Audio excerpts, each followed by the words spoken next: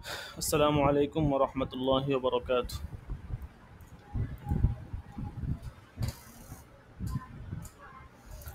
আশা করি সকলেই ভালো আছেন। আমি আলহামদুলিল্লাহ আপনাদের দয়ায় ভালো আছি। তো যেহেতু সময় হয়ে গেছে অলরেডি, ভাবছিলাম একটু আগে আগে শুরু করব, তাও তো লেট হয়ে গেছে।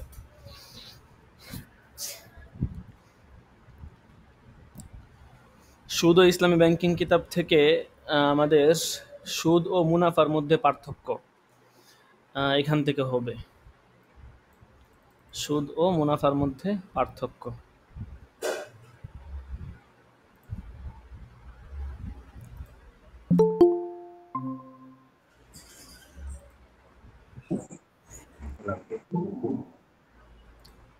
দেখেন, সুদ এবং মুনাফার মধ্যে মৌলিক কি কি পার্থক্য থাকতে পারে এইটা নিয়ে একটা বিস্তর আলোচনা হবে আর কি, লম্বা আলোচনা।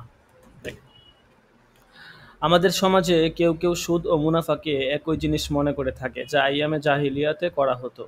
কেউ কেউ সুদকে মুনাফা বলেও প্রচার করছে এবং কাগজপত্রে সুদের স্থলে মুনাফা, লাভ, ইন্টারেস্ট ইত্যাদি শব্দ ব্যবহার করে হারামকে নিজেদের মন গড়াভাবে হালাল বানানোর অপচেষ্টা চালাচ্ছে। তাদের বক্তব্য হচ্ছে, সুদের অর্থ যেমন অতিরিক্ত বেশি বৃদ্ধি, তদ্রূপ ব্যবসার মাধ্যমে অর্জিত মুনাফাও তো অতিরিক্ত বেশি বা বৃদ্ধি। কাজেই সুদ ও মুনাফা একই জিনিস, অথচ সুদ ও মুনাফা কখনো এক জিনিস নয়। বাহ্যিক দৃষ্টিতে এক মনে হলেও এত উভয়ের মধ্যে রয়েছে বিরাট পার্থক্য। সুদ ও মুনাফার মধ্যে কয়েকটি মৌলিক পার্থক্য নিম্নে লিপিবদ্ধ করা হলো। অনেক সুন্দর আলোচনা।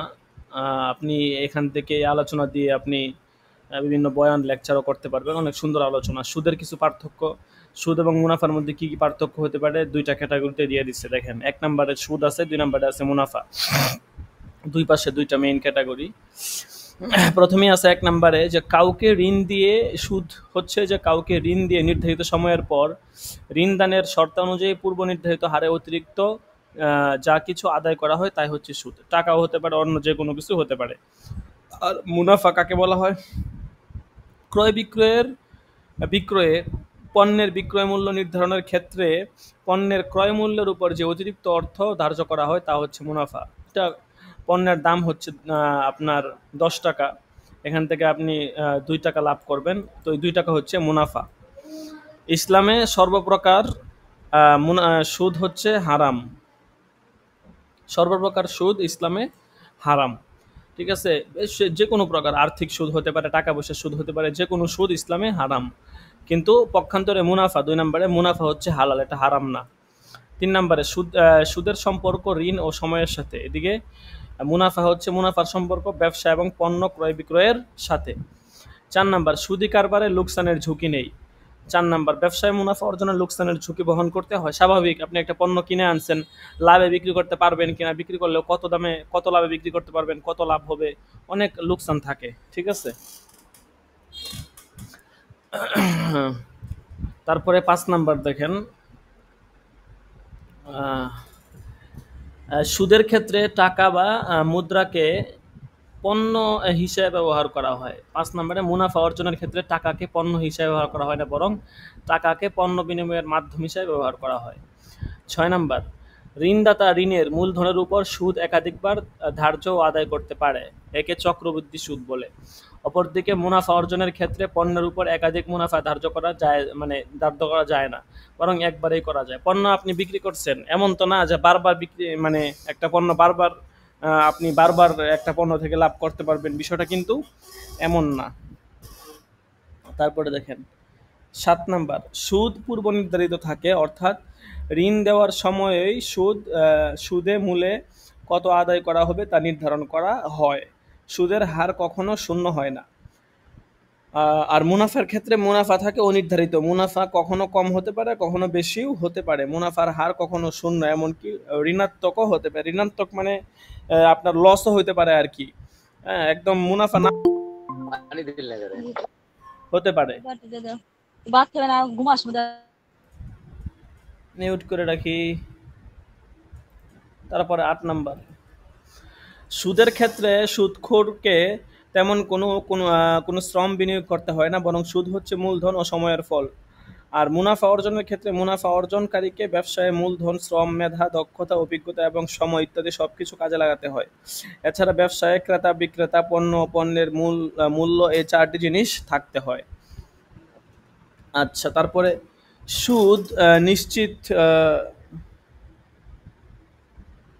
হ্যাঁ, সুদ নিশ্চিত আয়, অর্থাৎ ঋণদাতা নির্ধারিত মেয়াদান্তে সুদে মূলে ফেরত পাবে, এ ব্যাপারে সে নিশ্চিত। ঋণ গ্রহীতার লাভ হোক বা না হোক এটা তার দেখার বিষয় না। আর মুনাফা এটা অনিশ্চিত আয়, অর্থাৎ বিক্রেতার লাভ হতেও পারে, নাও হতে পারে। 10 নাম্বার, সুদের ক্ষেত্রে মূলধনের অতিরিক্ত যে অর্থ গ্রহণ করা হয় তার কোনো বিনিময় দেওয়া হয় না। অপরদিকে মুনাফা পণ্য বিনিময়ের মাধ্যমে অর্জিত হয়, অর্থাৎ ক্রেতা টাকা দেয় আর বিক্রেতা এর বিনিময়ে মাল দেয়।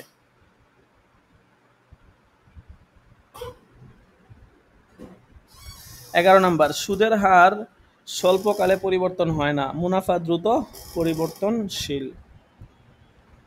আচ্ছা, তারপরে ব্যবসা ও সুদের মধ্যে এতক্ষণ আমরা এবং মুনাফার মধ্যে পার্থক্যগুলো কি কি সেগুলো জানতেছিলাম।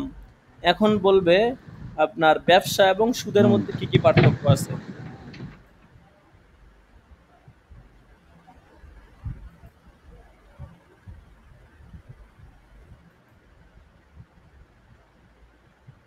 দেখেন, মনোযোগ দিয়ে ধরেন সবাই। ইন্না লিল্লাহ। জি, আসসালামু আলাইকুম ওয়া রাহমাতুল্লাহি ওয়া বারাকাতুহু। ওয়ালাইকুম আসসালাম ওয়া রাহমাতুল্লাহি ওয়া বারাকাতুহু। আশা করি ভালো আছেন সকলেই। আলহামদুলিল্লাহ, আপনি কেমন আছেন? জি, আলহামদুলিল্লাহ। তো আমরা আজকে সুদ এবং ইসলামী ব্যাংকিং কিতাব থেকে আমরা আহ, সুদ এবং হচ্ছে আপনার আহ, যে মুনাফা, এটার মধ্যে যে পার্থক্য এখান থেকে আমরা পড়বো আর কি। সুদ এবং মুনাফার মধ্যে কি কি পার্থক্য হতে পারে এখান থেকে আমরা পড়বো। আচ্ছা, আমি তো কিছুক্ষণ বলতেছিলাম, শোনা যায় না, আমি খেয়াল করি নাই, ভাবছিলাম মাইক্রোফোন অন করা। আচ্ছা, ঠিক আছে। দেখেন, যা অনেকে আসছিল চলে গেছে, চলে আসতে বলেন সকলকেই। সুদ এবং মুনাফার মধ্যে আসলে অনেকে বলে সুদ এবং মুনাফা একই জিনিস, কোনটার মধ্যে কোনো পার্থক্য নাই। তো মুসান্নাফ রহমতুল্লাহ আলাইহি এখানে সুদ এবং মুনাফার মধ্যে কি কি পার্থক্য হতে পারে এই বিষয়টা ক্লিয়ারলি বলে দিবে। উনি বলতেছেন যে আমাদের সমাজে কেউ কেউ সুদ ও মুনাফাকে একই জিনিস মনে করে থাকে, যা আইয়ামে জাহিলিয়াতে করা হতো। কেউ কেউ সুদকে মুনাফা বলেও প্রচার করছে, কাগজপত্রের সুদের স্থলে মুনাফা, লাভ, ইন্টারেস্ট ইত্যাদি শব্দ ব্যবহার করে হারামকে নিজেদের মন গড়াভাবে হালাল বানানোর অপচেষ্টা চালাচ্ছে। তাদের বক্তব্য হচ্ছে সুদের অর্থ যেমন অতিরিক্ত বেশি বৃদ্ধি, তদ্রূপ ব্যবসার মাধ্যমে অর্জিত মুনাফাও তো অতিরিক্ত বেশি বা বৃদ্ধি। কাজেই সুদ ও মুনাফা একই জিনিস। অথচ সুদ ও মুনাফা কখনো এক জিনিস নয়। বাহ্যিক দৃষ্টিতে এক মনে হলেও এত উভয়ের মধ্যে রয়েছে বিরাট পার্থক্য। সুদ ও মুনাফার মধ্যে কয়েকটি মৌলিক পার্থক্য নিম্নে লিপিবদ্ধ করা হলো। এখানে দেখেন, একটা চার্ট দিয়ে দিচ্ছে। এই চার্টের মধ্যে এক পাশে সুদ আর এক পাশে মুনাফা। সুদ কিরকম, মুনাফা কিরকম, এটা একটা চার্টের মধ্যে বিস্তারিত বলবে। দেখেন, 1 নম্বরে বলতেছে যে কাউকে ঋণ দিয়ে নির্ধারিত সময়ের পর ঋণ দানের শর্ত অনুযায়ী পূর্ব নির্ধারিত হারে অতিরিক্ত যা কিছু আদায় করা হয় তা হচ্ছে সুদ। আপনি ঋণ দিয়েছেন 1 মাসের জন্য, তারপরে 1 মাস পরে সে ঋণটা পরিশোধ করতে পারে নাই। তো 1.5 মাসের জন্য ঋণ দিয়েছেন, তারপরে 1 মাসের জন্য ঋণ দেওয়া হয়েছে, কিছু টাকা অতিরিক্ত দিতে হবে। 1.5 মাসের জন্য সেটা হচ্ছে 1 মাস সময় বাড়লে তাকে আরো কিছু বেশি দিতে হবে। এই যে আপনার পূর্ব নির্ধারিত হারে অতিরিক্ত আদায় করা হইতেছে, এটাই হচ্ছে সুদ। ক্রয় বিক্রয়ের পণ্যের বিক্রয় মূল্য নির্ধারণের ক্ষেত্রে পণ্যের ক্রয় মূল্যের উপর যে অতিরিক্ত অর্থ ধার্য করা হয় তা হচ্ছে মুনাফা। আপনি একটা জিনিস কিনছেন 100 টাকা দিয়ে, আপনি বিক্রি করবেন এটা 105 টাকায়। এই 5 টাকা যেটা আপনি লাভ করবেন 100 টাকার উপরে, এটা হচ্ছে মুনাফা। ইসলামে সর্বপ্রকার সুদ হারাম। টাকা হইতে পারে, অন্য যে কোনো কিছু হতে পারে, সুদ হারাম আর মুনাফা হচ্ছে হালাল। সুদের সম্পর্ক ঋণ ও সময়ের সাথে, মুনাফার সম্পর্ক ব্যবসা এবং পণ্য ক্রয় বিক্রয়ের সাথে। ঠিক আছে, দুইটার মধ্যে কিন্তু অনেক পার্থক্য আছে, চিন্তা ভাবনা করলেই বুঝতে পারবেন। 4 নাম্বার, সুদি কারবারে লোকসানের ঝুঁকি নেই। এদিকে ব্যবসায় মুনাফা অর্জনের লোকসানের ঝুঁকি বহন করতে। একটা প্রোডাক্ট কিনে আনছেন, কত টাকায় বিক্রি করতে পারবেন, আসলে বিক্রি করতে পারবেন কিনা, লাভ কত হবে, কত ঝুঁকি থাকে। আর সুদের ক্ষেত্রে কোনো ঝুঁকি নাই। 5 নাম্বার, সুদের ক্ষেত্রে টাকা বা মুদ্রাকে পণ্য হিসাবে ব্যবহার করা হয়। মুনাফা অর্জনের ক্ষেত্রে টাকাকে পণ্য হিসাবে ব্যবহার করা হয় না, বরং টাকাকে পণ্য বিনিময়ের মাধ্যম হিসাবে ব্যবহার করা হয়। 6 নাম্বার, ঋণদাতা ঋণের মূলধনের উপর সুদ একাধিক ধার্য আদায় করতে পারে। একে চক্রবৃদ্ধি সুদ বলে। অপরদিকে মুনাফা অর্জনের ক্ষেত্রে পণ্যের উপর একাধিকবার মুনাফা ধার্য করা যায় না, বরং একবারেই করা যায়। 7 নাম্বার, সুদ পূর্ব নির্ধারিত থাকে, অর্থাৎ ঋণ দেওয়ার সময় সুদে মূলে কত আদায় করা হবে তা নির্ধারণ করা হয়। সুদের হার কখনো শূন্য হয় না। মুনাফা থাকে কেমন, এটা অনির্ধারিত। মুনাফা কমও হতে পারে, বেশি হতে পারে। মুনাফার হার কখনো শূন্য, এমনকি ঋণাত্মকও হতে পারে। 8 নাম্বার, সুদের ক্ষেত্রে সুদখোরকে তেমন কোনো শ্রম বিনিয়োগ করতে হয় না, বরং সুদ হচ্ছে মূলধন ও সময়ের ফল। আর মুনাফা অর্জনের ক্ষেত্রে মুনাফা অর্জনকারীকে ব্যবসার মূলধন, শ্রম, মেধা, দক্ষতা, অভিজ্ঞতা এবং সময় ইত্যাদি সবকিছু কাজে লাগাতে হয়। এছাড়া ব্যবসায় ক্রেতা বিক্রেতা, পণ্য ও পণ্যের মূল্য, এই 4টি জিনিস থাকতে হয়। 9 নম্বর, সুদ নিশ্চিত আয়, অর্থাৎ ঋণদাতা নির্ধারিত মেয়াদান্তে সুদে মূলে ফেরত পাবে, এ ব্যাপারে সে নিশ্চিত। ঋণ গ্রহীতার লাভ হোক বা না হোক এটা তার দেখার বিষয় নয়। অপরদিকে দেখেন, মুনাফা অনিশ্চিত আয়, অর্থাৎ বিক্রেতার লাভ হতেও পারে, নাও হতে পারে। কিনে আনছেন, এখন লাভ হতেও পারে, নাও হতে পারে, এটা নিশ্চিত না। তারপরে সুদের ক্ষেত্রে মূলধনের অতিরিক্ত যে অর্থ গ্রহণ করা হয় তার কোনো বিনিময় দেওয়া হয় না। মুনাফা পণ্য বিনিময়ের মাধ্যমে অর্জিত হয়, অর্থাৎ ক্রেতা টাকা দেয় আর বিক্রেতা এর বিনিময়ে মাল দেয়। সুদের হার স্বল্পকালে পরিবর্তন হয় না। মুনাফা দ্রুত পরিবর্তনশীল। ব্যবসা ও সুদের মধ্যে পার্থক্য। এতক্ষণ আমরা পড়তেছিলাম যে আপনার সুদ এবং মুনাফার মধ্যে কোনো পার্থক্য আছে কিনা, এটা আমরা পড়তেছিলাম। এখন আমরা পড়ব ব্যবসা এবং সুদের মধ্যে কোনো পার্থক্য আছে কিনা। এটা ব্যবসা এবং সুদের মধ্যে পার্থক্য। পবিত্র কুরআনে সুদের অবৈধতার আয়াত যখন নাজিল হয় তখন কাফির, ইহুদি ও মুশরিকরা বলেছিল ব্যবসা তো সুদেরই মতো। শুধু জাহিলি যুগেই নয়, বর্তমানকালেও এক শ্রেণীর নব্য জাহিল এবং সুদখোররা ব্যক্তি স্বার্থ হাসিলের জন্য সুদকে ব্যবসা বলে আখ্যায়িত করে। অথচ ব্যবসা ও সুদ এক জিনিস নয়, যা পবিত্র কুরআনে সুস্পষ্টভাবে বলে দেওয়া হয়েছে। ইরশাদ হয়েছে, আল্লাহ ব্যবসাকে করেছেন হালাল আর সুদকে করেছেন হারাম। আচ্ছা, নিম্নে ব্যবসা ও সুদের মধ্যে কয়েকটি মৌলিক পার্থক্য উল্লেখ করা হলো। এখানে দেখেন, ব্যবসা এবং সুদের মধ্যে কিছু পার্থক্য হতে পারে, মৌলিক কিছু পার্থক্য এখানে তুলে ধরা হয়েছে। 1 নাম্বার, ব্যবসা। ব্যবসা হালাল, সৎ ব্যবসায়ীদের জন্য হাদিসে রয়েছে জান্নাতের সুসংবাদ। সুদ হারাম, সুদি লেনদেনের সাথে সংশ্লিষ্ট রয়েছে কঠিন শাস্তি। 2 নাম্বার, ব্যবসায়ীদের মধ্যে মালের পারস্পরিক বিনিময় হয়, যেমন এক পক্ষ মাল দেয়, অপর পক্ষ টাকা বা বিনিময় মূল্য দেয়। সুদের ক্ষেত্রে মূলধনের অতিরিক্ত যে অর্থ গ্রহণ ও প্রদান করা হয় তার কোনো বিনিময় দেওয়া হয় না।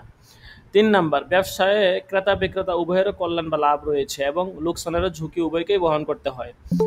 আর সুদের ক্ষেত্রে ঋণদাতার লোকসানের ঝুঁকি বহন করতে হয় না। ঋণদাতার লাভ নিশ্চিত ও অনির্ধারিত, তার কোনো লোকসান নেই, কিন্তু ঋণ গ্রহীতার লাভ অনিশ্চিত ও অনির্ধারিত। লাভের তুলনায় লোকসানের ঝুঁকি তাকে অধিক বহন করতে হয়। 4 নাম্বার, ব্যবসায়ে বিক্রেতা বিক্রিত মালের বিপরীতে ক্রেতার নিকট যত মুনাফাই অর্জন করুক না কেন, তা একবারে বেশি তা অর্জন করতে পারে না। ব্যবসায়িক পণ্যে আপনি তো বিক্রি করবেন একবার, মুনাফা কি হবে, একবারেই অর্জন হবে। আর সুদের ক্ষেত্রে ঋণদাতা একাধিক সুদ আদায় করতে পারে। সময় অতিক্রান্ত হবার সাথেই সুদের পরিমাণ বেড়ে যেতে থাকে, যত সময় বাড়ে তত সুদ বাড়তে থাকে। 5 নাম্বার, ব্যবসায়ে মাল ও মালের মূল্য হস্তান্তরের সাথে সাথেই সংশ্লিষ্ট ব্যবসার পরিসমাপ্তি ঘটে। সুদের ক্ষেত্রে ঋণ গ্রহীতা মূলধন পরিশোধ করলে তা শেষ হয় না, বরং তাকে সুদের বোঝা বহন করে যেতে হয়। যে কোনো ব্যবসায় ব্যবসায়ীকে শ্রম, চিন্তা, বুদ্ধি, সময় ইত্যাদি ব্যয় করতে হয়।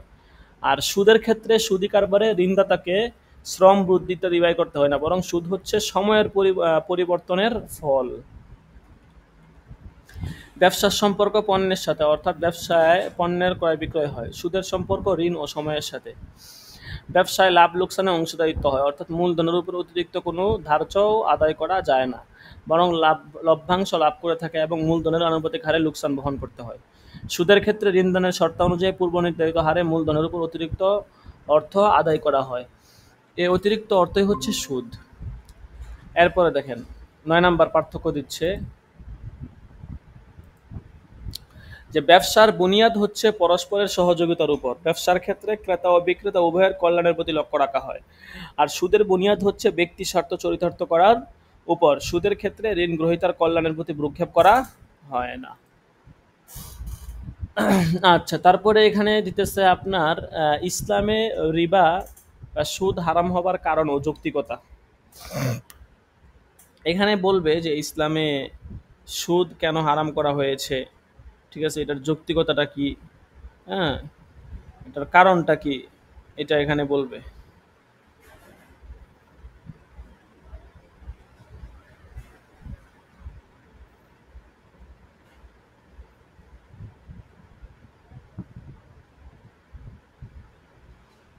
দেখেন, ইসলামের রিবা বা সুদ হারাম হবার কারণ ও যৌক্তিকতা। সুদ হারাম হওয়া সংক্রান্ত বিস্তারিত বিধিবিধান অষ্টম হিজরিতে অবতীর্ণ হয়।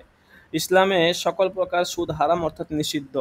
এখন স্বাভাবিকভাবেই প্রশ্ন জাগতে পারে যে সুদের মধ্যে তো উপকারিতা রয়েছে, যেমন সুদের ভিত্তিতে গরিব মানুষ ঋণ নিয়ে ব্যবসা বাণিজ্য করে অর্থ উপার্জন করছে। সুতরাং সুদ নিষিদ্ধ হবার কারণ ও যৌক্তিকতা কি? একটা বাহ্যিক একটা কারণ বলবে, একটা যৌক্তিকতা বলবে। প্রথম বলতেছে যে ইসলাম ভক্তিকে প্রাধান্য দেয়, যুক্তিকে নয়। আমরা ইসলাম মানি কি যুক্তির উপর ভিত্তি করে? আমরা ইসলামে কয়টা কাজ আপনি যুক্তি দিয়ে করতে পারবেন? যুক্তি দিয়ে আসলে কোনো কাজকে বিচার করা যায় না। ইসলাম যে আমরা মানি, ইসলাম ধর্ম মানি, সেখানে কিন্তু আমরা যুক্তি দেই না যে এই বিধানটা এই জন্য মানি, এই বিধানটা ওই জন্য মানি, ঠিক আছে? তো আমরা কিন্তু এখানে ইসলামে কোনো যুক্তির আশ্রয় নাই। ইসলাম এটা হচ্ছে জাস্ট আনুগত্য প্রদর্শন করা। আল্লাহ তাআলা বলছেন মানতে হবে, ব্যাস মানতে হবে, এখানে কোনো যুক্তি চলবে না। এই কথাটাই এখানে প্রাথমিক স্পষ্ট করি, তারপরেও কিছু যুক্তি এখানে দিবে। এই প্রশ্নের জবাবে প্রথমত বলা যায় যে যুক্তি এবং ভক্তি এই দুটি শব্দের গুরুত্ব আমাদের সবাইকে বিশেষভাবে অনুধাবন করতে হবে।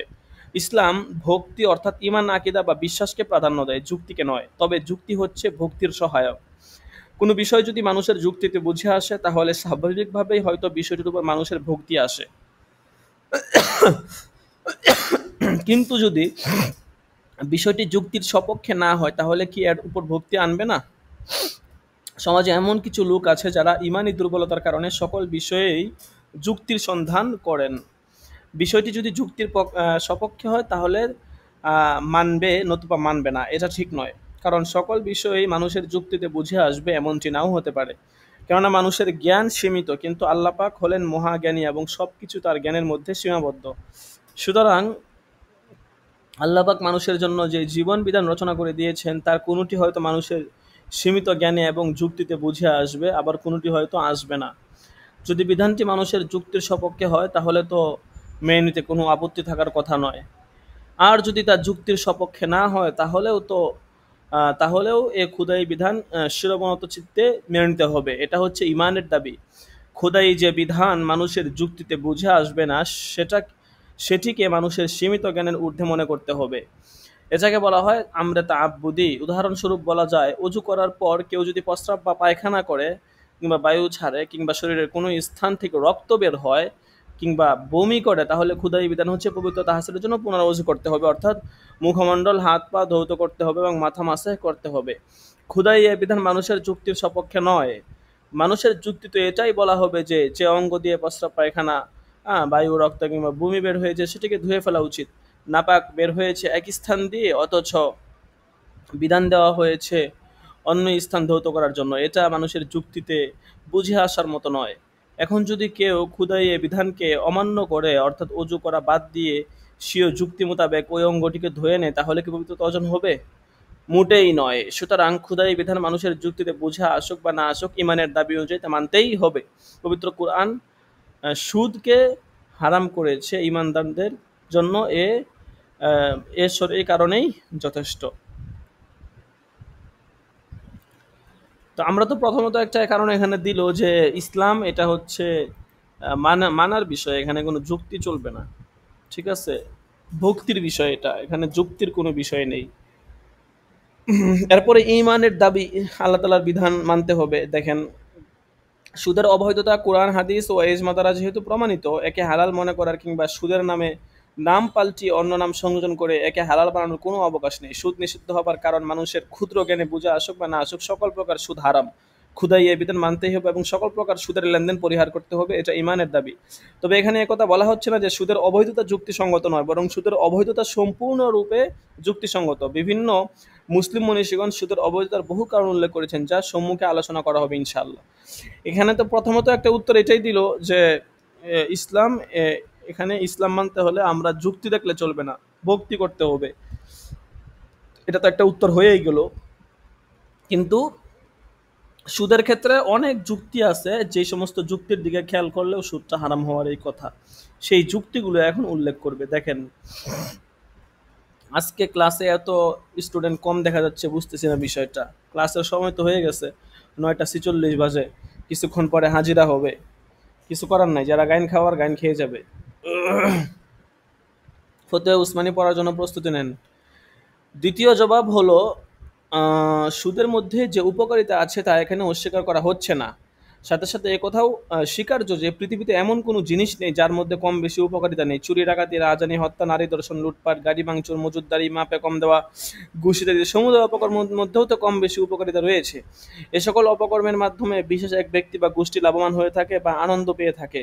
চুরি ডাকাতির কারণে কোনো কোনো পরিবার যদিও ক্ষতিগ্রস্ত হয়ে যায়, কিন্তু ডাকাতের উপকার হয়। এমনিভাবে উপরের প্রতিটি অপকর্মের মধ্যে উপকারিতা রয়েছে, কিন্তু উপকারিতার চেয়ে অপকারিতাই বেশি। কোনো একটি জিনিসের মধ্যে কিছুটা উপকার থাকলেই তা প্রকৃতপক্ষে উপকারী জিনিস হয় না। জ্ঞানী, দার্শনিক ও গবেষকদের মতে যে জিনিসে অপকারের চেয়ে উপকার বেশি এবং স্থায়ী, সেটিকে তারা উপকারী জিনিস হিসেবে গ্রহণ করেন। আর যেটির মধ্যে অপকারিতা বেশি, সেটিকে তারা অপকারী জিনিস বলে পরিহার করেন। সুদের অবস্থা ঠিক অনুরূপ। সুদের মধ্যে বাহ্যিক দৃষ্টিতে কিছুটা উপকার লক্ষ্য করা গেলেও তা অস্থায়ী এবং ব্যক্তিকেন্দ্রিক। সুদের মধ্যে উপকারিতার চেয়ে অপকারিতার বেশি। সুদের জাগতিক ও পারলৌকিক মন্দ পরিণাম উপকারের তুলনায় অত্যন্ত জঘন্য। এর অপকারিতা দীর্ঘস্থায়ী এবং গোটা জাতিকেই এর কুফল ও ক্ষতির বোঝা বহন করতে হয়। সুদ হচ্ছে একটি মারাত্মক প্রতারণা এবং শোষণের হাতিয়ার। সুদ মানব জীবনের প্রতিটি ক্ষেত্রে তথা নৈতিক, সামাজিক, অর্থনৈতিক, রাজনৈতিক সকল ক্ষেত্রে ছড়িয়ে দেয় কুফল, যা মানব জীবনকে করে তোলে অশান্ত, শোষিত ও নিষ্পেষিত। সুদের এই সকল কুফলের কারণে ইসলাম সুদকে সম্পূর্ণরূপে হারাম বা নিষিদ্ধ ঘোষণা করেছে। এছাড়াও সুদ হারাম হবার কারণ ও যৌক্তিকতা প্রসঙ্গ উলামায়ে কেরামগণ আহ,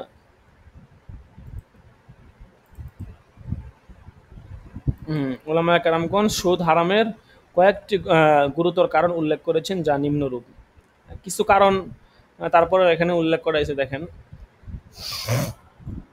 কয়েকটি গুরুতর কারণ নিম্নে উল্লেখ করা হয়েছে। এর মধ্যে 1 নম্বরে কি আছে দেখেন, বলতেছে যে পবিত্র কুরআন ও হাদিসে সুদকে অত্যন্ত কঠোর ভাষায় হারাম ঘোষণা করা হয়েছে, সুতরাং ঈমানদারদের জন্য এসবই কারণে যথেষ্ট। 2 নাম্বার, সুদী কারবারের মাধ্যমে অর্থ উপার্জনের উপর নির্ভরশীলতা মানুষকে অলস ও কর্মবিমুখ বানিয়ে দেয়। সুদভিত্তিক লগ্নির ফলে বিনা পরিশ্রম বা কম পরিশ্রমে যখন অতিরিক্ত অর্থ বা মাল পাওয়াই যাচ্ছে, তখন মানুষ ব্যবসা বাণিজ্য এবং শিল্প উৎপাদনে অর্থ খাটানোর প্রয়োজন মনে করবে না। এভাবে সুদ দেশের বেকারত্ব বৃদ্ধি সহ অর্থনীতিকে অস্থিতিশীল ও বিপর্যস্ত করে তুলতে পারে। সুদ হারাম হবার এটি হচ্ছে একটি অর্থনৈতিক কারণ। 3 নাম্বার দেখেন, লোকদের নিকট থেকে সুদ আদায় করা হয় কোনোরূপ বিনিময় ব্যতি রেখে। যেমন 100 টাকা দিয়ে যদি 120 টাকা আদায় করা হয়, তাহলে অতিরিক্ত 20 টাকার কোনো বিনিময় দেওয়া হয় না এবং দিতে হয় না, অথচ এই 20 টাকা ছিল দাতার প্রয়োজনীয় অর্থ। এর দ্বারা দাতার বিশেষ প্রয়োজন পূরণ হতো এবং এর রয়েছে বিশেষ মর্যাদা, কিন্তু অর্থের সে মর্যাদা দেওয়া হয়নি। রাসূল সাল্লাল্লাহু আলাইহি ওয়াসাল্লাম বলেছেন, হুরমাতু মালিল ইনসানি কা হুরমাতি দামিহি। মানুষের রক্তের যে মর্যাদা, মানুষের ধন সম্পদের ঠিক একই মর্যাদা। সুতরাং কোনরূপ বিনিময় ব্যতীত যা গ্রহণ করা হয় তা হারাম হওয়াই বাঞ্ছনীয়। 4 নাম্বার দেখেন, সমাজের অভাবী লোকদেরকে সাদাকা, কর্জে হাসানা, উত্তম ঋণ দেওয়া নেওয়ার মাধ্যমে পারস্পরিক সুহৃদ্যতা, সহানুভূতি, দয়া, মায়া, কল্যাণ কামনা ইত্যাদি গড়ে উঠে। কর্জে হাসানা তথা ঋণদানের ক্ষেত্রে 100 টাকা গ্রহণ করা হলে 100 টাকাই ফেরত দিতে হয়, অতিরিক্ত কোনো অর্থ বা মাল দিতে হয় না। কিন্তু সুদকে হারাম না করে যদি হালাল করা হতো, তাহলে সাদকা ও কর্জে হাসানার সুদ ব্যবস্থা ছিন্ন ভিন্ন হয়ে যেত। ফলে মানুষ কাউকে সাদকা বা কর্জে হাসানা দিত না, বরং প্রয়োজন ও বিপদের সময় 100 টাকার পরিবর্তে 120 টাকা পরিশোধ করতে বাধ্য করা হতো। এতে মানুষের পারস্পরিক মায়া, মমতা, সহানুভূতি, সহৃদয়তা ইত্যাদি বলতে কিছুই অস্তিত্ব থাকতো না। সুতরাং এটি হচ্ছে সুদ হারাম হওয়ার অন্যতম একটি নৈতিক কারণ। 5 নাম্বার দেখেন, সুদী অর্থ ব্যবস্থাকে হারাম ঘোষণা করা না হলে ধনীদের কর্তৃক গরিব, অসহায় ও দুর্বলকে শোষণ করার অবাধ সুযোগ ঘটবে। ফলে এক শ্রেণীর লোক ধনী থেকে আরও ধনী হবে এবং আরও গরিব ও শোষিত হবে। ফলে সমাজে হিংসা, বিদ্বেষ ও রাহাজানি ছড়িয়ে পড়বে। তাই সুদকে হারাম করা হয়েছে। ছয় নাম্বার দেখেন, সুদ ও মানুষের মধ্যে কার্পণ্য, স্বার্থপরতা, হৃদয়হীনতা, হ্যাঁ, নিষ্ঠুরতা ও অর্থলিপ্সার অসৎ গুণাবলী সৃষ্টি করে। সুদ ও মানুষের মধ্যে সুদ মানুষের মধ্যে পারস্পরিক সহানুভূতি ও সহযোগিতার সম্পর্ক ছিন্ন করে, শত্রুতার বীজ বপন করে। সুতরাং সুদ নিষিদ্ধতা একটি নৈতিক ও সামাজিক কারণ। তারপরে দেখেন, ইসলামে সুদের অবৈধতা ঘোষণা অযৌক্তিক নয়। খোদাই এই বিধান মানুষের জ্ঞানেও সম্পূর্ণ যুক্তিসঙ্গত। আল্লাহ পাক মানুষের কল্যাণের জন্য সুদকে হারাম করেছেন। সুদ হারাম হবার কারণ ব্যাখ্যা করতে গিয়ে বিভিন্ন ফুকাহা কেরাম, উলামায়ে কেরাম, বিশিষ্ট ইসলামী চিন্তাবিদ, গবেষক, দার্শনিক ও ইসলামী অর্থনীতিবিদগণ সুদের অসংখ্য কুফল বর্ণনা করেছেন এবং সুদকে তারা মানবতার জন্য জঘন্য অভিশাপ ও দুশ্মন রূপে চিহ্নিত করেছেন। শুধুমাত্র মুসলিম মনীষীগণই যে সুদের কুফল বর্ণনা করেছেন তা নয়, বরং বিশ্বের অমুসলিম মনীষীগণও সুদের কুফল ও অশুভ পরিণতি বর্ণনা করে সুদকে ঘৃণা করেছেন। এখন সুদের নৈতিক ও সামাজিক, অর্থনৈতিক ও রাজনৈতিক কুফলসমূহ সংক্ষেপে আলোচনা করা হবে ইনশাআল্লাহ। আচ্ছা, আমরা দেখি 85-92 পৃষ্ঠা পর্যন্ত পড়বো আর কি। দেখেন, সুদের নৈতিক কুফল। সুদ মানুষের মধ্যে নির্মমতা, সংকীর্ণতা, স্বার্থপরতা, কৃপণতা, নৃশংসতা ও নিষ্ঠুরতার জন্ম দেয়। সুদ হচ্ছে মানুষের উন্নত চরিত্র গঠনের প্রতিবন্ধক। ৩ নাম্বার, সুদ মানুষকে কর্মবিমুখ করে। কারণ বিনা পরিশ্রমে সুদ পাওয়া যায় বলে জনগণ অর্থকে ব্যবসায় বিনিয়োগ না করে ব্যাংকে জমা রাখে। স্বাভাবিক, ব্যাংকে ৫ লাখ টাকা রাখলে আপনি যদি মাসে মাসে ১০,০০০ টাকা সুদ পান তাহলে খারাপ কি? বুঝেন নাই? এই আর কি। সুদ মানুষকে পরস্পরের প্রতি উদার হবার পরিবর্তে অত্যাচারী হতে শিক্ষা দেয়। সুদ মানুষের হিতাহিত জ্ঞানকে হ্রাস করে। সুদ মানুষকে দুশ্চিন্তার মধ্যে ফেলে রাখে, ফলে তার কর্মক্ষমতা হ্রাস পায়। ৭ নাম্বার, খুররা কোনো বিপদগ্রস্ত ব্যক্তির প্রতি দয়ার্দ্র হবার পরিবর্তে তার বিপদ ও সহায়তার সুযোগে তার থেকে অধিক সুদ ও তথা অবৈধ অর্থ উপার্জনের চেষ্টায় মত্ত থাকে। ৮ নাম্বার, সুদ মানুষের মধ্যে অর্থ লালসা সীমাহীনভাবে বাড়িয়ে দেয়। অধিক অর্থ, সুদ পাবার আশায় সে এত মত্ত হয়ে পড়ে যে ভালো মন্দেরও জ্ঞান থাকে না। ৯ নাম্বার, সুদ মানব চরিত্রের মহৎ গুণাবলী তথা দানশীলতা, মহানুভবতা, উদারতা, সহানুভূতি ও হৃদ্যতাকে হ্রাস করে দেয়। সুদখোর ব্যক্তি অপরের উপকার করা তো দূরের কথা, অপরকে নিজ চেষ্টায় ও নিজ পুঁজি দিয়ে তার সমতুল্য হতে দেখলেও তাও সহ্য করতে পারে না। প্রায় ১০টার মতো সুদের আহ, আপনার নৈতিক কুফল এখানে বর্ণনা করলো। তারপরে এখানে কিছু সুদের আপনার সামাজিক কুফল বর্ণনা করবে। দেখেন যে ১ নাম্বার, সুদ সমাজে পরস্পরের মধ্যে মারামারি, হানাহানি, হিংসা বিদ্বেষ ছড়িয়ে দেয়। সুদ মানুষকে সমাজের অন্যদের প্রতি নির্মম হতে এবং অমানবিক আচরণ করতে শিক্ষা দেয়। ৩ নাম্বার, সুদ সমাজে বেকারত্ব বৃদ্ধি করে। ৪ নাম্বার, সুদ সমাজে চুরি, ডাকাতি, ছিনতাই, রাহাজানি ইত্যাদি বাড়িয়ে দেয় এবং নিরাপত্তা ও শান্তি শৃঙ্খলা বিঘ্নিত করে। ৫ নাম্বার, সুদভিত্তিক সমাজে অশ্লীল ও অসামাজিক কার্যকলাপের প্রসার ঘটে, ফলে সমাজের নৈতিক মূল্যবোধ বিনষ্ট হয়। ৬ নাম্বার, সুদ সমাজের অসহায়, দরিদ্র ও মধ্যবিত্ত শ্রেণীর লোকদের ঋণের ভারে জর্জরিত করে। কারণ ঋণ গ্রহীতা যদি নির্ধারিত সময়ের মধ্যে সুদে আসলে পরিশোধ করতে না পারে তখন ঋণদাতা সুদের হার বাড়িয়ে দেয়। ৭ নাম্বার, সুদী সমাজ ব্যবস্থায় জনকল্যাণমূলক কাজ উপেক্ষিত থাকে। ৮ নাম্বার, সুদী সমাজ ব্যবস্থায় শ্রমিক তার ন্যায্য অধিকার থেকে বঞ্চিত হয়। ৯ নাম্বার, সুদী সমাজে গরিব শোষিত হয় এবং কালোবাজারি ও মজুতদারি বৃদ্ধি পায়। ১০ নাম্বার, সুদ সমাজে ব্যাপক অর্থনৈতিক বৈষম্য সৃষ্টি করে, সাধারণ মানুষকে ক্রমান্বয়ে নিঃস্ব ও সর্বহারা শ্রেণীতে পরিণত করে এবং কিছু সংখ্যক পুঁজিপতিকে বিপুল ঐশ্বর্যের মালিক বানিয়ে দেয়। ১১ নাম্বার, সুদ প্রথা সম্পদকে সমাজের কতিপয় পুঁজিপতির হাতে তুলে দেয়। আচ্ছা, তারপরে এখানে কিছু সুদের আপনার অর্থনৈতিক কুফল বলবে। আচ্ছা, এই পৃষ্ঠাটাই পড়ি, তারপরে শেষ করে দিব আর কি। সুদ দেশের অর্থনীতিকে অস্থিতিশীল ও বিপর্যস্ত করে ফেলে। ২ নাম্বার, সুদ মানুষের মধ্যে অর্থনৈতিক বৈষম্য বাড়িয়ে দেয়। ৩ নাম্বার, সুদ জাতীয় উৎপাদন ও বিনিয়োগ বিনষ্ট করে। ৪ নাম্বার, সুদ ব্যবসা বাণিজ্যে অর্থ বিনিয়োগকে অনুৎসাহিত করে। ৫ নাম্বার, সুদভিত্তিক অর্থনীতিতে সুদ ধনীকে আরও ধনী হবার এবং গরিবকে আরও গরিব বানাবার সুযোগ করে দেয়। ৬ নাম্বার, অধিক হারে সুদ দেশে শিল্প কারখানা প্রতিষ্ঠায় প্রতিবন্ধকতার সৃষ্টি করে। ৭ নাম্বার, সুদভিত্তিক অর্থনীতিতে সুদের হার যত বেশি হয় দ্রব্যমূল্য তত বেড়ে যায়। 8 নাম্বার, সুদভিত্তিক অর্থনীতিতে সুদ নিত্য প্রয়োজনীয় পণ্য সামগ্রীর মূল্য বাড়িয়ে দেয় এবং জনগণের ক্রয় ক্ষমতা কমিয়ে দেয়। 9 নাম্বার, সুদভিত্তিক অর্থনীতিতে সুদের হার ঝুঁকিমুক্ত ও পূর্ব নির্ধারিত থাকে বলে অনেক সময় অর্থকে অনুৎপাদনশীল খাতে বিনিয়োগ করা হয়ে থাকে। 10 নাম্বার, সুদী অর্থব্যবস্থায় সুদী ব্যাংক, বীমা কর্পোরেশন ও অন্যান্য সুদী প্রতিষ্ঠানগুলো জনকল্যাণমূলক প্রকল্প গ্রহণ করতে বাধ্য থাকে না, কারণ সুদ সহ মূলধন ফেরত পাবে, এটাই তাদের প্রধান হিসাব থাকে। 11 নাম্বার, সুদভিত্তিক অর্থনীতিতে যার যত বেশি সম্পদ আছে সে তত বেশি ঋণ পেয়ে থাকে, অপরদিকে যার সম্পদ নেই সে ঋণ পায় না, ফলে সুদী অর্থব্যবস্থায় গরিবের স্বার্থ সম্পূর্ণ উপেক্ষিত। 12 নাম্বার, সুদী অর্থব্যবস্থায় সুদী প্রতিষ্ঠানগুলো বেকারদের কর্মসংস্থানের ব্যবস্থা করতে বাধ্য থাকে না। 13 নাম্বার, সুদী অর্থব্যবস্থায় সুদ মানুষকে অলস ও অকর্মণ্য বানিয়ে দেয়। বিনা পরিশ্রমে সুদ পাওয়া যায় বলে অনেকে অর্থকে ব্যবসায় না খাটিয়ে ব্যাংকে জমা রাখে।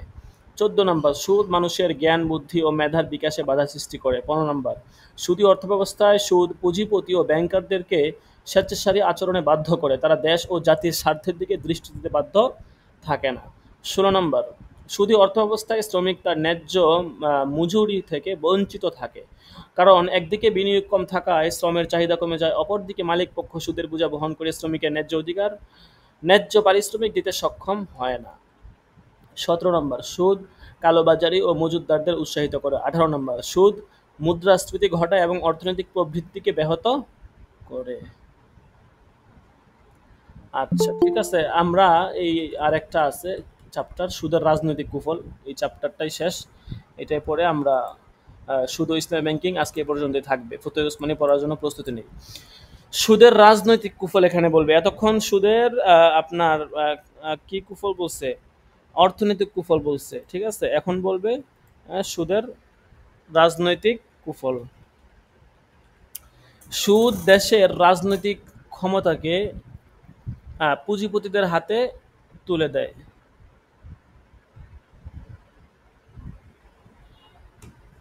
এবং ক্ষমতার একান্তিকতা সৃষ্টি করে। সুদ দেশের রাজনৈতিক অবস্থাকে বিশৃঙ্খল ও অস্থিতিশীল করে তোলে। সুদী রাষ্ট্র ব্যবস্থায় এক শ্রেণীর প্রভাবশালী লোক অর্থলগ্নি প্রতিষ্ঠানগুলো থেকে ব্যক্তিগত সুবিধাভোগের অধিক সুযোগ পায়। 4 নাম্বার, সুদী রাষ্ট্র ব্যবস্থায় সুদ সরকারকে সমাজ কল্যাণমূলক কাজে অর্থ ব্যয় উৎসাহিত করে। 5 নাম্বার, সুদ সরকারের উপর বৈদেশিক ঋণের বোঝা ক্রমান্বয়ে বাড়িয়ে দেয়। 6 নাম্বার, সুদী রাষ্ট্র ব্যবস্থায় জাতীয় গুরুত্বপূর্ণ কাজে সরকারের সুদমুক্ত ঋণ পাবার কোনো সুযোগ থাকে না। 7 নাম্বার, সুদ জাতিকে পরনির্ভরশীল করে তোলে, কারণ জাতীয় প্রয়োজনে অনেক সময় সরকারকে বিদেশি ঋণ গ্রহণ করতে হয়, কিন্তু দাতা দেশগুলি ঋণ দেওয়ার সময় কতগুলো শর্ত জুড়ে দেয়, ফলে সরকারকে গৃহীত ঋণের বৃহৎ অংশই অনুৎপাদনশীল খাতে ব্যয় করতে হয়। 8 নাম্বার, সুদী রাষ্ট্র ব্যবস্থায় উন্নত দেশসমূহ দরিদ্র দেশসমূহের রাজনীতিকে নিয়ন্ত্রণ করা এবং আধিপত্য স্থাপন করার সুযোগ পায়। আচ্ছা, তো এখানে 8টা সুদের রাজনৈতিক কুফল বলছে, অর্থনৈতিক কুফল, সামাজিক কুফল, তারপরে এখানে রাজনৈতিক অনেকগুলো কুফল এখানে বর্ণনা করে, ঠিক আছে।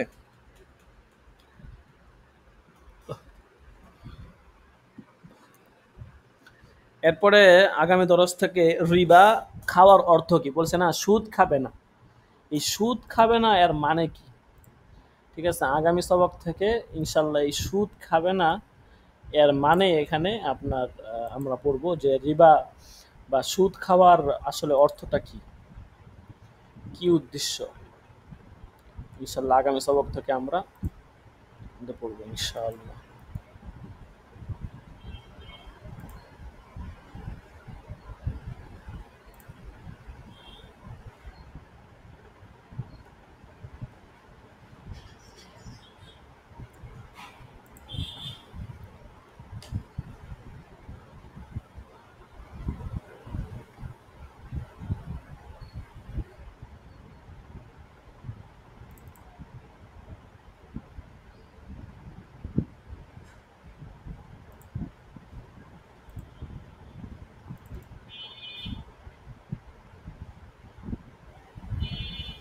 ফতোয়া উসমানিটা বের করি, ফতোয়া উসমানি বের করে আমরা একজন পড়া শুরু করে দিই।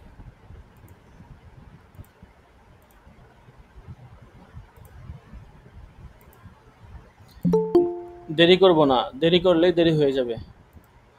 ফতোয়া উসমানি একজনে বের করি, বের করে যেখান থেকে সবক ছিল সামনে পড়া শুরু করে দিই।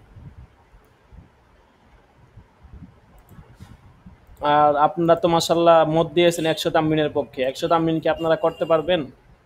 যেহেতু আগ্রহ দেখিয়েছেন আশা করি করতে পারবেন। ১০০ তামরিন কিন্তু খামখেয়ালি কথা না।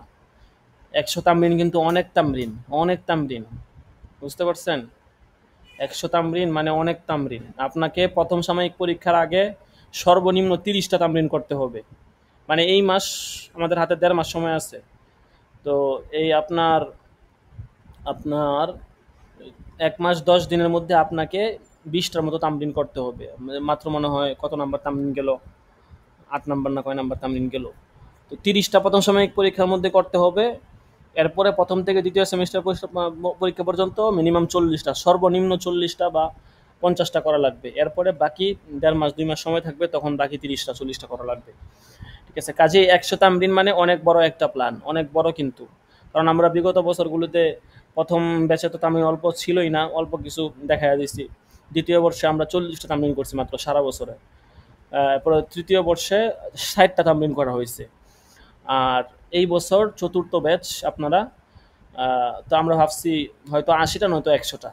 এখন আপনাদের মতামতের উপরে ডিপেন্ড করে। আপনারা যদি, যেহেতু আপনারা সকলেই ভোট দিছেন এবং সকলেই তো মাশাল্লাহ ভোট দিছেন ১০০র পক্ষে, কিন্তু ১০০র পক্ষে ভোট দিছেন ভালো কথা, কথা হচ্ছে ১০০ তামরিন করবেন তো নাকি শুধু ভোট দিছেন এতটুকুই?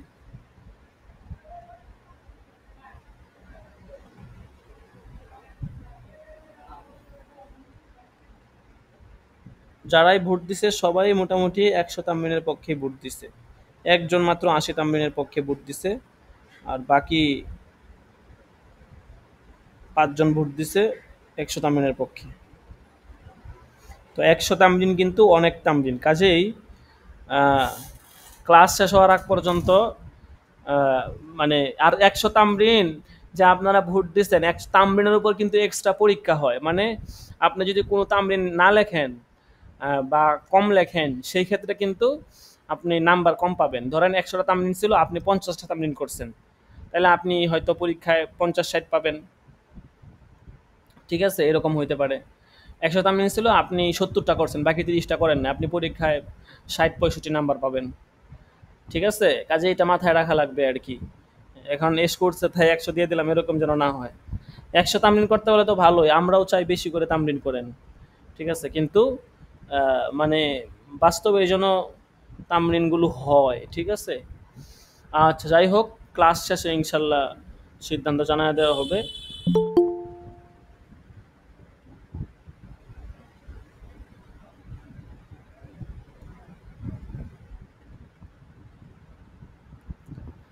তো ফতোয়া উসমানী আমাদের আহ, সবক হবে কোন জায়গা থেকে?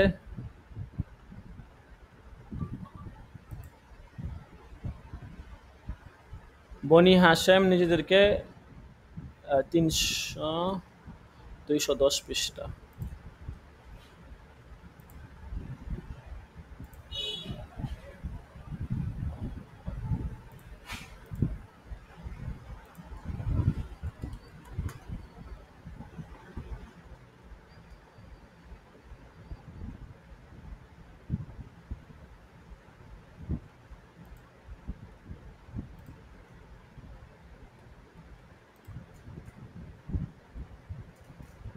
এই যে এখান থেকে হবে, বনি হাশেম নিজেদেরকে খেলাফতের সর্বাধিক হকদার মনে করতো কিনা।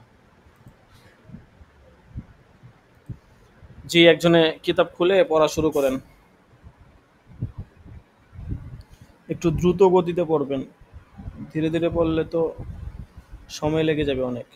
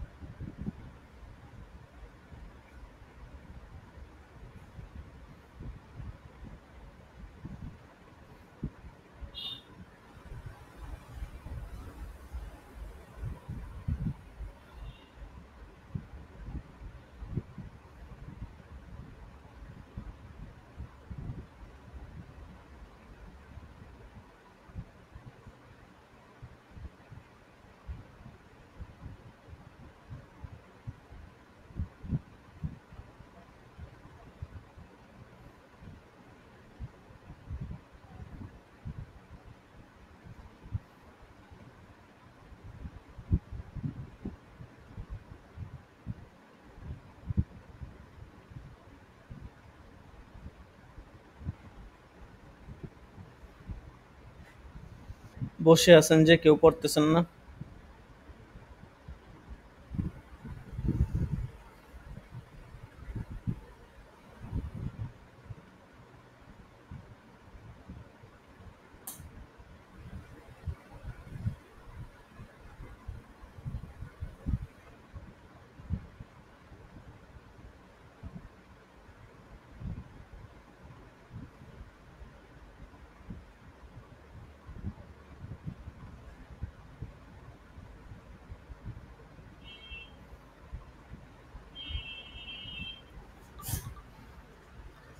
পড়েন, পড়তে হবে তো।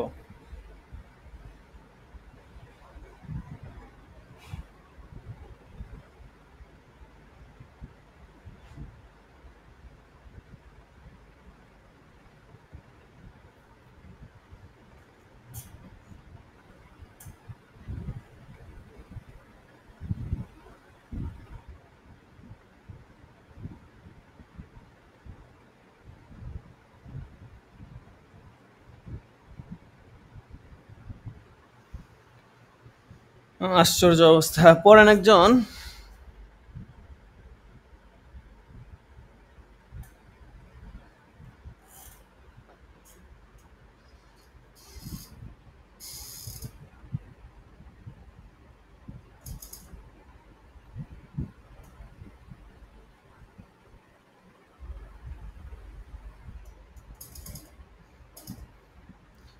সবাই বসে আছে।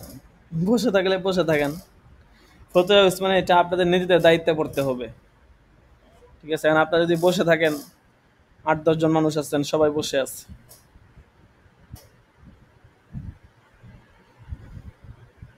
আমাদের এখান থেকে আমরা মুতালার দিক নির্দেশনা দিয়ে দিব। আপনারা যদি ক্লাসে পড়তে না চান, আমরা ক্লাস শেষ করে দিব।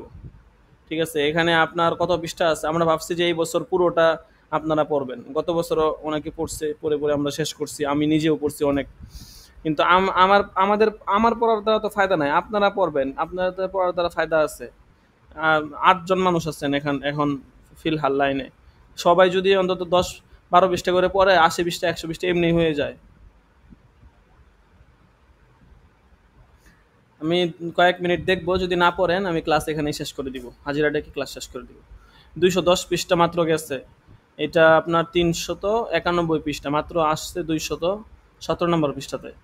আমাদের আজকে ৩০০ পৃষ্ঠা শেষ করার কথা। প্রথম সাময়িক পরীক্ষার আগে এটা শেষ হওয়ার কথা, এবং দ্বিতীয় খণ্ড অর্ধেক হওয়ার কথা। এখনো এটাও শেষ হইল না।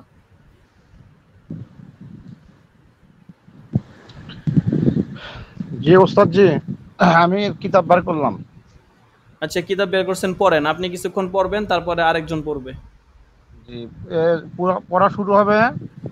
বনি বনি হাসে। হাসিম হ্যাঁ, হ্যাঁ, নিজেদেরকে খেলাফতের সর্বাধিক হকদার মনে করতে খিলাফতের এখান থেকে। সর্বাধিক হকদার বলে মনে হ্যাঁ, একটু দ্রুত পড়বেন, একটু দ্রুত। কি না? হ্যাঁ, দ্রুত পড়বেন, একটু কথা বল, শুনবো। বনি হাসিম কি নিজেদেরকে খিলাফতের সর্বাধিক হকদার মনে করত?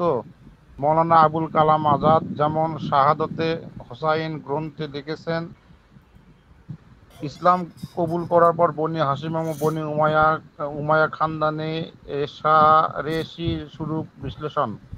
সওয়াল ২ নম্বর, ইসলাম কবুল করার পরও কি বনি হাসিম এবং বনি উমায়া প্রাক ইসলামী বংশীয় টানাপোড়েন শেষ হয়নি?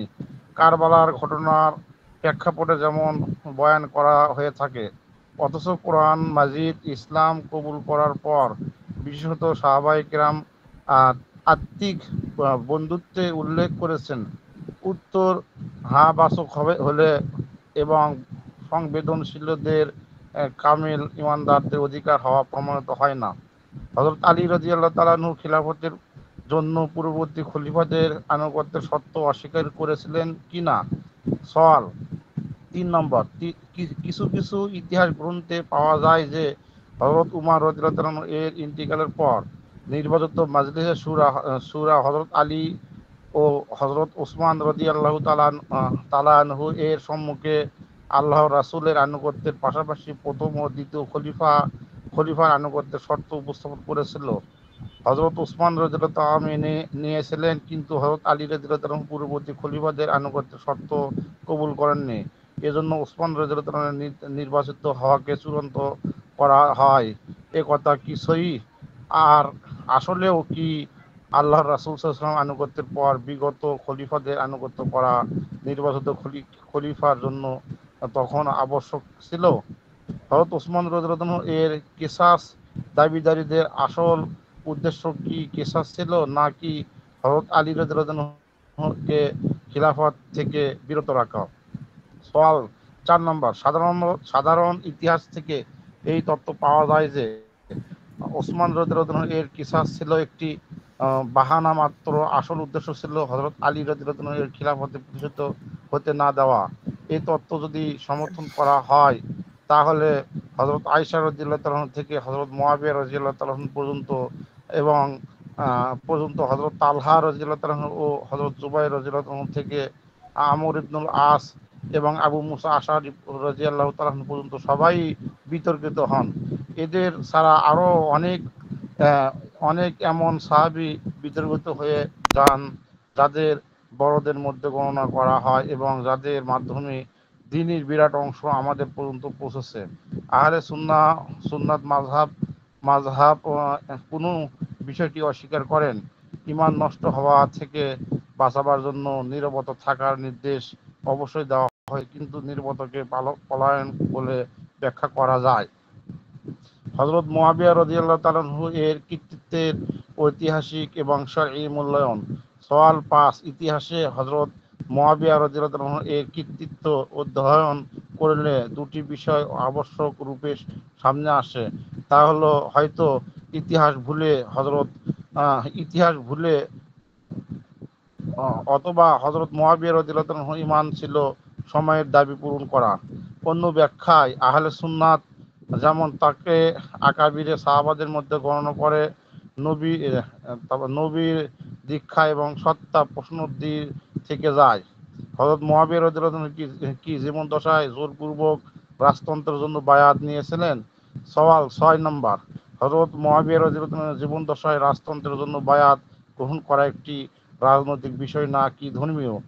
যদি বিষয়টি রাজনৈতিক হয় এবং মুয়াবিয়া রাদিয়াল্লাহু আনহু খোলাফায়ে রাশিদিনদের মধ্যে পরিগণিত না হন, তাহলে তার আপত্তি থাকে কিসের?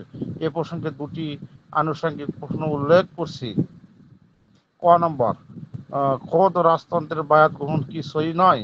খ নম্বর, জনগণকে নিজের পরের কাউকে কর্ণধারা বানানোর জন্য ওসিয়ত করা এবং জবাব গ্রহণ করা এবং বায়াত গ্রহণ করার মধ্যে তফাৎ কি? হযরত আবু বকর রাদিয়াল্লাহু আনহু তার অন্তিমকালে শুধু হযরত উমর রাদিয়াল্লাহু আনহুকে কর্ণধারায় সাব্যস্ত করেননি, এবং বরং মানুষের নিকট থেকে তার আনুগত্যের জন্য স্বীকারোক্তি নিয়েছিলেন এবং আলী রাদিয়াল্লাহু আনহু ও শেষ সময়ে হযরত হাসান রাদিয়াল্লাহু আনহুকে নিজের স্থলাভিষিক্ত ঘোষণা করেছিলেন। ইয়াজিদের জন্য রাষ্ট্র কর্তৃত্বের বায়াত গ্রহণের শরীয় হুকুম। সওয়াল ৭, ইয়াজিদ ফাসেক ও ফাজের ছিলেন।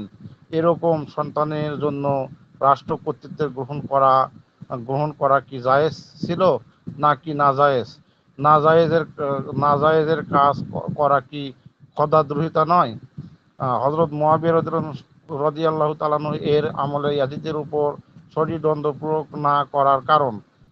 সওয়াল, ইতিহাসের বর্ণনা একথা স্পষ্ট যে হযরত মুয়াবিয়া রাদিয়াল্লাহু আনহু এর খিলাফতকালে শরঈ আদালত মওজুদ ছিল, যেগুলো খোদাদ্রোহিতা এবং শাস্তিযোগ্য অপরাধীদের দণ্ড প্রয়োগ করত।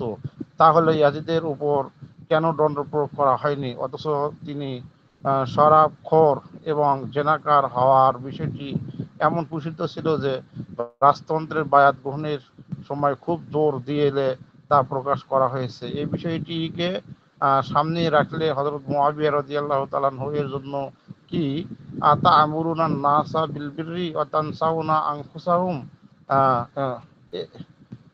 রিমার্ক তো করা যায় না? ইয়াজিদের হুকুম, হযরত মুয়াবিয়া রাদিয়াল্লাহু তাআলা আমলে গান ব্যাপক ছিল কি না? সওয়াল ৯, ইতিহাসের গ্রন্থগুলিতে ইয়াজিদের পাপাচারের আলোচনা এলোমেলোভাবে পাওয়া যায়, কিন্তু কোন বিষয়ে ঘটনা উল্লেখ অত্যন্ত কোনো উর্দু তর্জমার মধ্যে পাওয়া যায়নি। কোনো আরবি গ্রন্থে কি হযরত মুআবিয়া রাদিয়াল্লাহু আনহুর আমলের এমন কোনো ঘটনা উল্লেখ আছে? সম্ভবত ইবনু খালদুন গানের আসরের কথা উল্লেখ করেছেন। এমন কোনো গানের আসর বা শরীয়ত গৃহীত তা কি ব্যাপকভাবে হযরত মুআবিয়া রাদিয়াল্লাহু আনহু আমলে বসানো হতো? হযরত হুসাইন রাদিয়াল্লাহু তাআলা আনহু এর নামে কুফিদের পত্রবলিতে যা লেখা ছিল।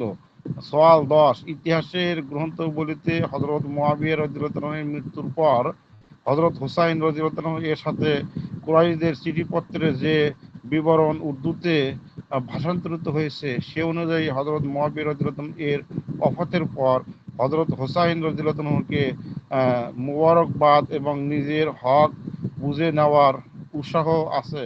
এ চিঠিপত্রে একজন ফাসেক কাজের খলিফাকে ঘটানো কোনো প্রচেষ্টার প্রতি ইঙ্গিত পাওয়া যায় না। আরবি গ্রন্থগুলিতে যদি এমন কোনো ঘটনা উল্লেখ থাকে তাহলে মেহেরবানি করে অভিহিত করবেন। বিভিন্ন বর্ণনা অনুযায়ী ৩০০ চিঠি অথবা অন্য বর্ণনা মতে ৩ বস্তা পরিমাণ পত্র আসার পর হযরত হুসাইন রাদিয়াল্লাহু আনহু মক্কা মুকাররমা ত্যাগ করেছিলেন। ফাসেক শাসকের বিরুদ্ধে হযরত হুসাইন রাদিয়াল্লাহু আনহু এর মাঠে নামা এবং ইয়াজিদ জেহাদ করার মূল্যায়ন। সওয়াল ১১, কারবালার ঘটনার প্রেক্ষাপট বর্ণনা করতে গিয়ে প্রত্যক্ষ রচনা ও বক্তৃতার এ কথা সুস্পষ্ট আসে যে একজন ফাজের শাসকের বিরুদ্ধে জিহাদ করার মানুষে হযরত হুসাইন রাদিয়াল্লাহু মক্কা থেকে বের হয়েছিলেন। তার এই মাকসাদ ওয়াজিব ছিল নাকি মুস্তাহাব? যদি ওয়াজিব ছিল বলা হয় তাহলে অন্যদেরকেও তাকিদ করা আবশ্যক ছিল। হযরত হুসাইন রাদিয়াল্লাহু আনহু কি এ বিষয়ে কাউকে উৎসাহিত করেছিলেন? আর যদি বলা হয় মুস্তাহাব তাহলে ফলাফলের কথা চিন্তা করে হযরত হুসাইন রাদিয়াল্লাহু আনহু এর বিরত থাকা উচিত ছিল। অর্থাৎ হযরত হুসাইন রাদিয়াল্লাহু আনহু আগে নিজের সমর্থন সৃষ্টি করতেন, তারপর রাজনৈতিক অথবা সরাসরি প্রতিরোধ সৃষ্টি করে অবস্থা উন্নত করতেন। আর যদি এই ধারণাই ছিল যে ৩০,০০০ কুফি প্রস্তুত আছে, ইতিহাসের গ্রন্থগুলিতে যেমন লেখা এবং মুসলিম অবগত করেছিলেন এবং এবং হযরত হুসাইন রাদিয়াল্লাহু আনহু কোনো পরামর্শ ছাড়া তাদের কাছে পৌঁছাতে চেয়েছিলেন, তা হলেও পুরো খানদার ও সংশ্লিষ্টদের নিয়ে রওনা দেওয়া উচিত ছিল না।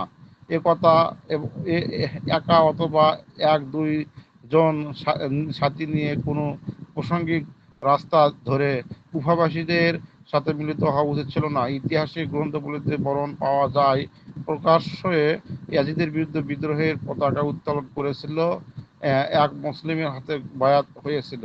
হুকুমত তাদের এই প্রেক্ষাপট সম্পর্কে জানত, যার কারণে হুকুমতের পক্ষ থেকে প্রতিরোধ প্রত্যাশিত ছিল।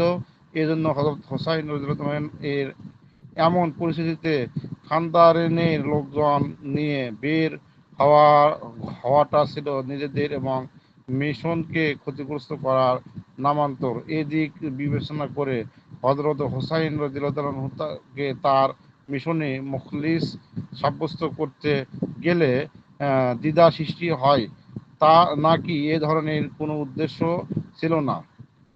ইয়াজিদের রাজ্যে অন-ইসলামিক সংবিধান চালু ছিল কিনা?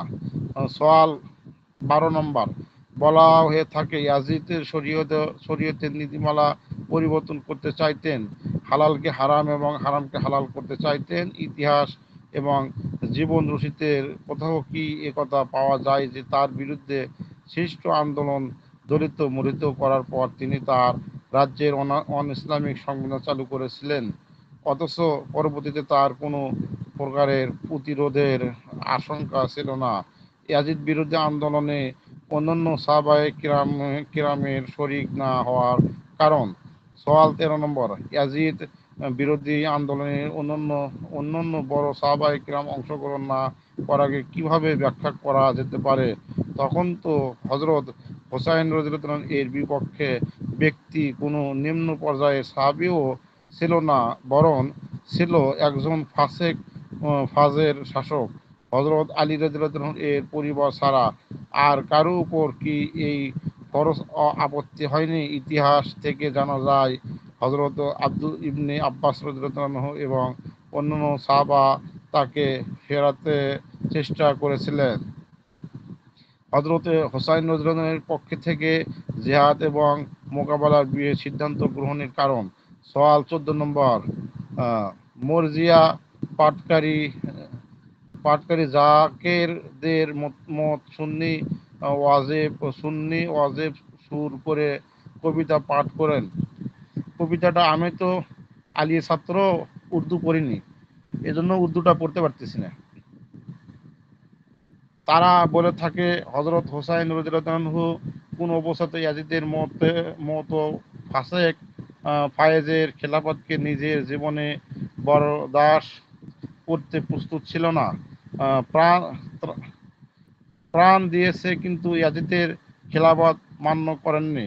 অথচ ঘটনাবলী বিচার করলে দেখা যায় হযরত হোসাইন রাদিয়াল্লাহু আনহু মক্কা মুকাররমা থেকে ইয়াজিদের বায়াতের ভয়ে বের হননি। মক্কা মুকাররমায় তার উপর কেউ জবরদস্তিও করেননি, বরং তিনি প্রভাবাসীদের চিঠিপত্রের উপর ভর করে বের হয়েছিল এবং রাস্তায় যখন জানতে পারেন কুফিরা উল্টে গেছে তখন ফিরে আসার ইচ্ছা করলেন, কিন্তু মুসলিমের শহীদ হওয়ার কারণে মুসলিমদের শহীদ হওয়ার কারণে আপনজনদের জিহাদের ফলে ইচ্ছা বদল করেন এবং শেষে ৩টি শর্ত পর্যন্ত ছুড়ে দেন। তা হলে উদ্দেশ্য কি ছিল বুঝে আসে না। ইসলামের ইতিহাসের বর্ণনা সমূহ যাচাই করে পুনর্বিন্যাস করা প্রয়োজন।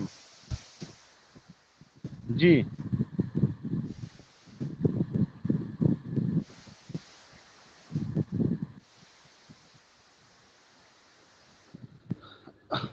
জি আচ্ছা, শুকরান।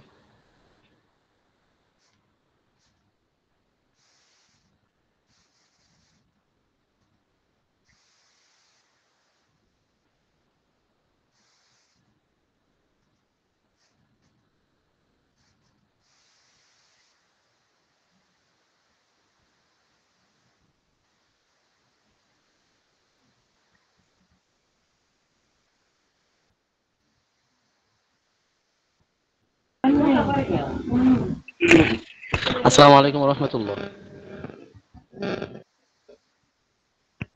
ওস্তাদ জি, আমাকে কি শোনা যায়?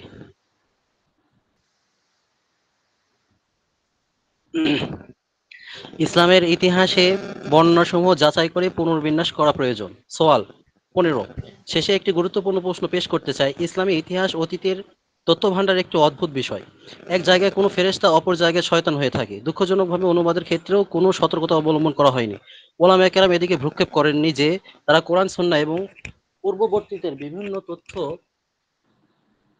সম্পর্কে অভিজ্ঞ ওলামায়ে কেরামের একটি বোর্ড কায়েম করে বিরোধপূর্ণ বর্ণনাগুলো যাচাই করবেন এবং কমপক্ষে আহলে সুন্নতের প্রাথমিক ইতিহাস এমনভাবে লিখবেন যাতে বড় বড় সাহাবা এবং খায়রুল কুরুনের একটি সুন্দর ও গ্রহণযোগ্য চিত্র ফুটে উঠবে। এখনো সময় চলে যায়নি। আপনি কি পারেন এ বিষয়ে কিছু করতে? অন্যথায় হতে পারে আগামী প্রজন্ম অন্য ধর্মই শুধু নয় বরং রাজনৈতিক এবং দেশীয় ইতিহাস ত্রুটিমুক্ত এবং সর্বসম্মত পেয়ে এবং ইসলামী ইতিহাসের পুরো আকর মতবিরোধ এবং খুন খারাবিতে পরিপূর্ণ পেয়ে ইসলাম বিরোধী মিশনারিগুলো প্রোপাগান্ডায় পড়ে মুহাম্মদ আরবি সাল্লাল্লাহু আলাইহি ওয়াসাল্লাম এর পবিত্র সত্তার বিরুদ্ধে প্রকাশ্যে মাঠে নামবে। আউযু বিল্লাহি মিন শাররি যালিক। জবাব: জনাব মোহতারাম, আমি লজ্জিত যে আজ পর্যন্ত আপনার প্রশ্নগুলোর জবাব লেখার সুযোগ হলো না। আসলে আমি অপেক্ষায় ছিলাম কোনো স্বস্তির সময় এলে সবিস্তরে জবাব লিখব, কিন্তু অনুমিত হলো। স্বস্তির সময় পাওয়া বড় মুশকিল। এখন যা সামান্য ফুরসত পেয়েছি, এখনই আপনার প্রশ্নগুলোর সংক্ষিপ্ত উত্তর লিখে দেওয়া মুনাসিব।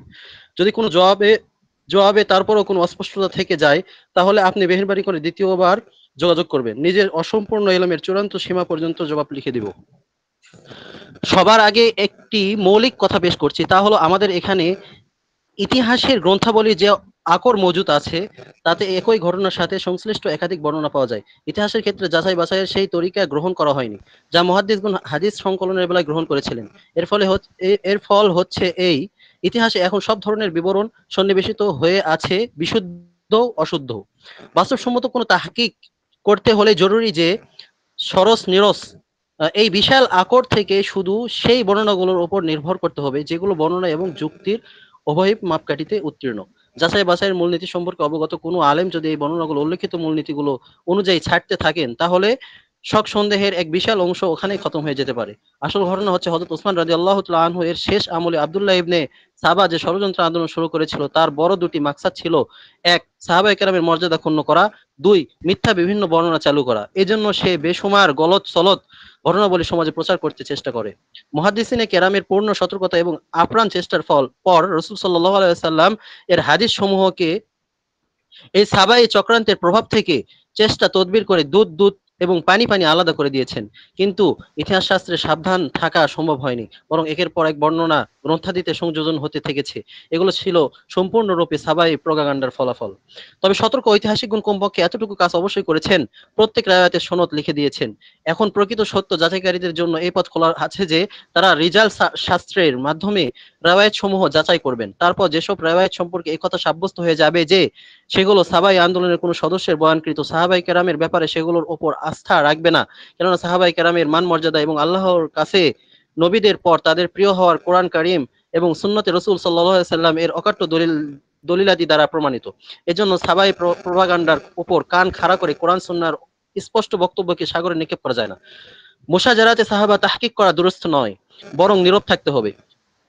মর্মে যে আহলে সুন্নাতের আকীদা আছে যে কোনো বাস্তবতার তিক্ততা থেকে পলায়ন করার জন্য নয়, বরং তার কারণ হচ্ছে ঐতিহাসিক বর্ণনাসমূহ থেকে শুদ্ধ অশুদ্ধ এবং সত্য মিথ্যার পার্থক্য করা সাধারণ মানুষের কাজ নয়। এজন্য যে যার এবং তাদিল এর নীতিমালা না জেনে এর রাওয়ায়াতগুলো পড়বে সে কখনোই কোনো সঠিক ফলাফলে গিয়ে পৌঁছাতে পারবে না। বিশুদ্ধ বর্ণনাসমূহের মধ্যে মুশাজারাতে সাহাবা সম্পর্কে যেসব তথ্য উপাত্ত আছে সেগুলো সামনে রেখে আহলে সুন্নাতের সকল কেন্দ্রীয় উলামায়ে কেরাম একমত হয়ে এই আকীদা স্থির করেছেন যে যদিও জামাল ও সিফফিনের লড়াইয়ে হক ছিল হযরত আলী রাদিয়াল্লাহু তাআলা আনহু এর সাথে, কিন্তু বিপক্ষে হযরত আয়েশা, হযরত তালহা, হযরত জুবাইর, হযরত মুআবিয়া রাদিয়াল্লাহু তাআলা আনহুম বিভিন্ন জনের অবস্থানও একেবারে ভিত্তিহীন ছিল না। এরাও নিজেদের পক্ষে শরীয়ী দলিল প্রমাণ রেখেছিলেন। এদের থেকে যেসব ভুল বোঝাবুঝি প্রকাশ পেয়েছে সেগুলো একান্ত ইজতিহাদি কিসিমের ছিল। এই ভূমিকার পর আপনার প্রশ্নসমূহের জবাব নিম্নে প্রদান করা হচ্ছে। এক, মাওলানা আবুল কালাম মরহুমের কিতাব আমি পড়িনি, এজন্য এই বিষয়ে কিছু বলতে পারবো না। কিন্তু এই ধারণা ভুল যে বনি হাশেম নিজেদেরকে খেলাফতের সর্বাধিক হকদার মনে করতেন। তার স্পষ্ট দলিল এই যে হযরত ওসমান রাদিয়াল্লাহু তাআলা আনহু পর্যন্ত বনি হাশেমের কোনো ব্যক্তি খেলাফতের দাবি করেননি। শুধু হযরত আলী রাদিয়াল্লাহু তাআলা আনহু এর ব্যাপারে বর্ণিত আছে যে তিনি প্রথম হযরত সিদ্দিক আকবর রাদিয়াল্লাহু তাআলা আনহু এর হাতে বায়াত হননি। কিন্তু তিনি এর কারণ পরবর্তীতে এই উল্লেখ করেছেন, আমার ব্যথিত হওয়ার কারণ শুধু এতটুকু যে আমাকে খেলাফতের মশওয়ারায় শরীক করা হয়নি। এজন্য পরে তিনি সর্বসাধারণের সামনে হযরত আবু বকর রাদিয়াল্লাহু তাআলা আনহু এর হাতে বায়াত হন। তারপর শুধু প্রথম দুই খলিফারই নয়, বরং হযরত উসমানের খেলাফতকালেও পুরোপুরি সহযোগিতা করেছেন।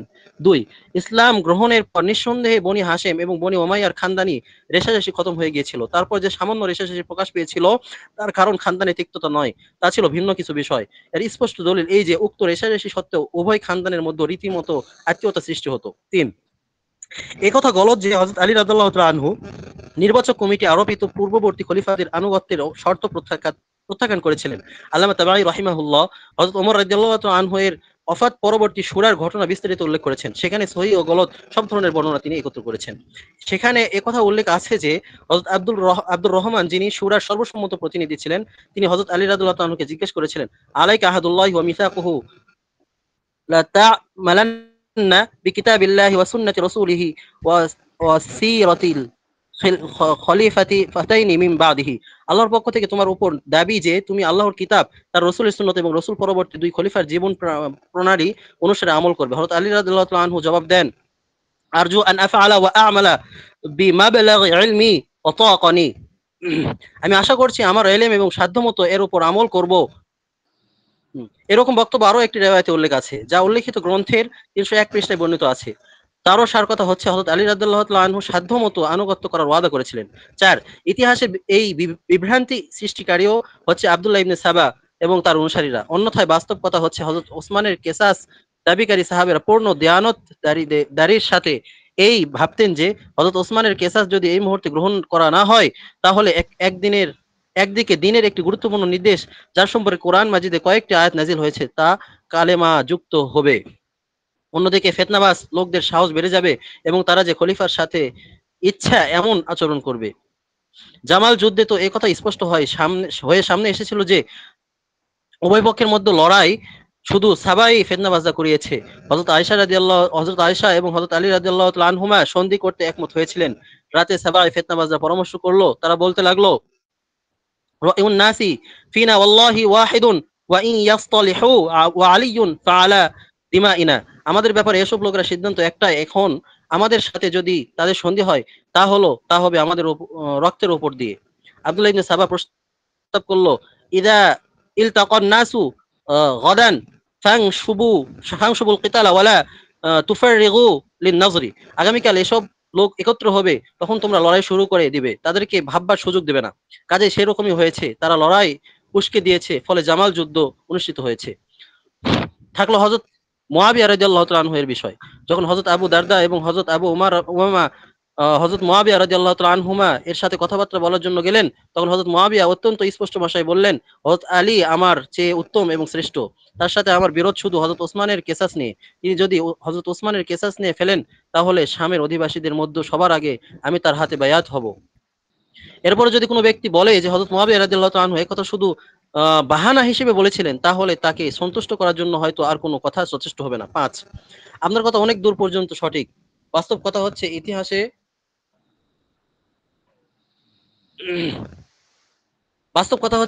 হযরত মুয়াবিয়া রাদিয়াল্লাহু তাআলা আনহুকে যেসব অভিযোগ দেওয়া হয়েছে সেগুলো গলত এবং মিথ্যা বর্ণনার উপর নির্ভরশীল। হযরত মুয়াবিয়ার জীবন চরিত্র শুধু বিশুদ্ধ বর্ণনা নির্ভর ইতিহাস পড়লে একেবারে ভিন্ন চিত্র লক্ষ্য করা যাবে। আমার একটি প্রবন্ধ হযরত মুয়াবিয়া এর মধ্যে বিষয়টি বিস্তারিত তুলে ধরেছি। আমার এই আলোচনা মুয়াবিয়া চরিত্র সহ অতি সত্বর গ্রন্থরূপে বাজারে আসবে ইনশাআল্লাহ। 6, ইয়াজিদের শাসক নিযুক্তির বিষয়টি আমার প্রবন্ধে বিস্তারিত আলোচনা করেছি। আপনি যদি সেটি পড়ে থাকেন তাহলে আশা করি সেখানে সমস্ত প্রশ্নের উত্তর পেয়ে থাকবেন। 7, এ বিষয়ে সেখানে আলোকপাত করেছি। 8, ইয়াজিদের মদ পান করা জেনা করা কোনো নির্ভরযোগ্য বর্ণনা থেকে প্রমাণিত নয়। জেনার কথা তো কোনো ইতিহাসের মধ্যেই দেখিনি।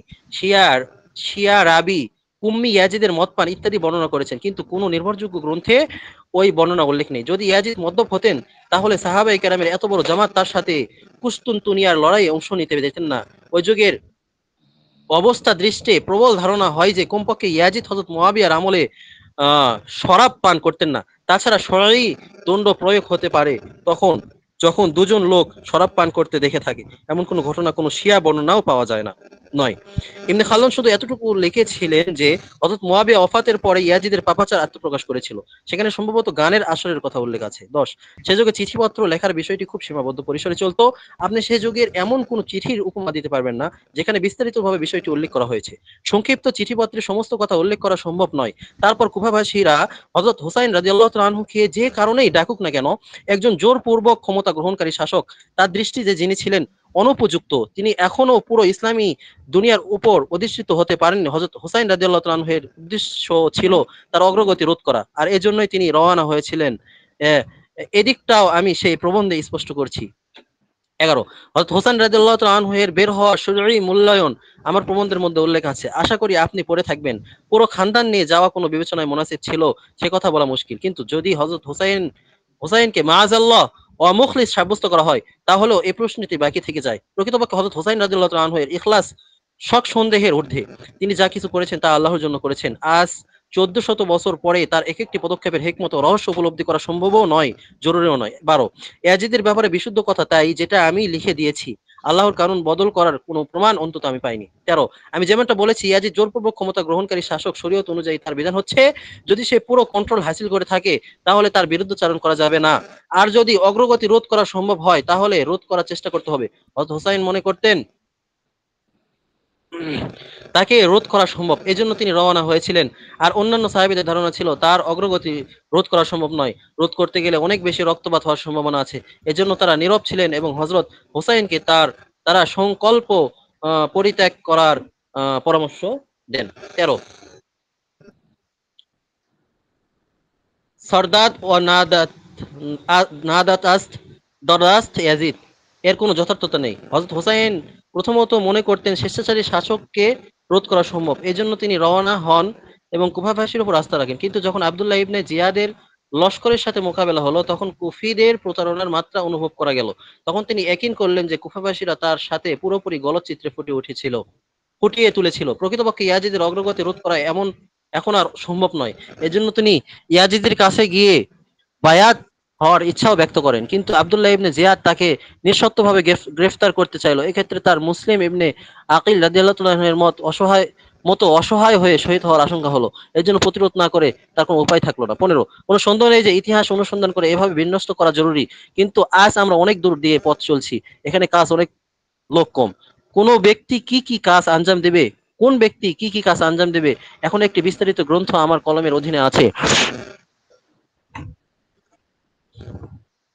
অন্য কোনো কাজে আত্মনিয়োগ করা মুশকিল, তবে আমি বন্ধু বান্ধবকে এদিকে আকৃষ্ট করতে চেষ্টা করব।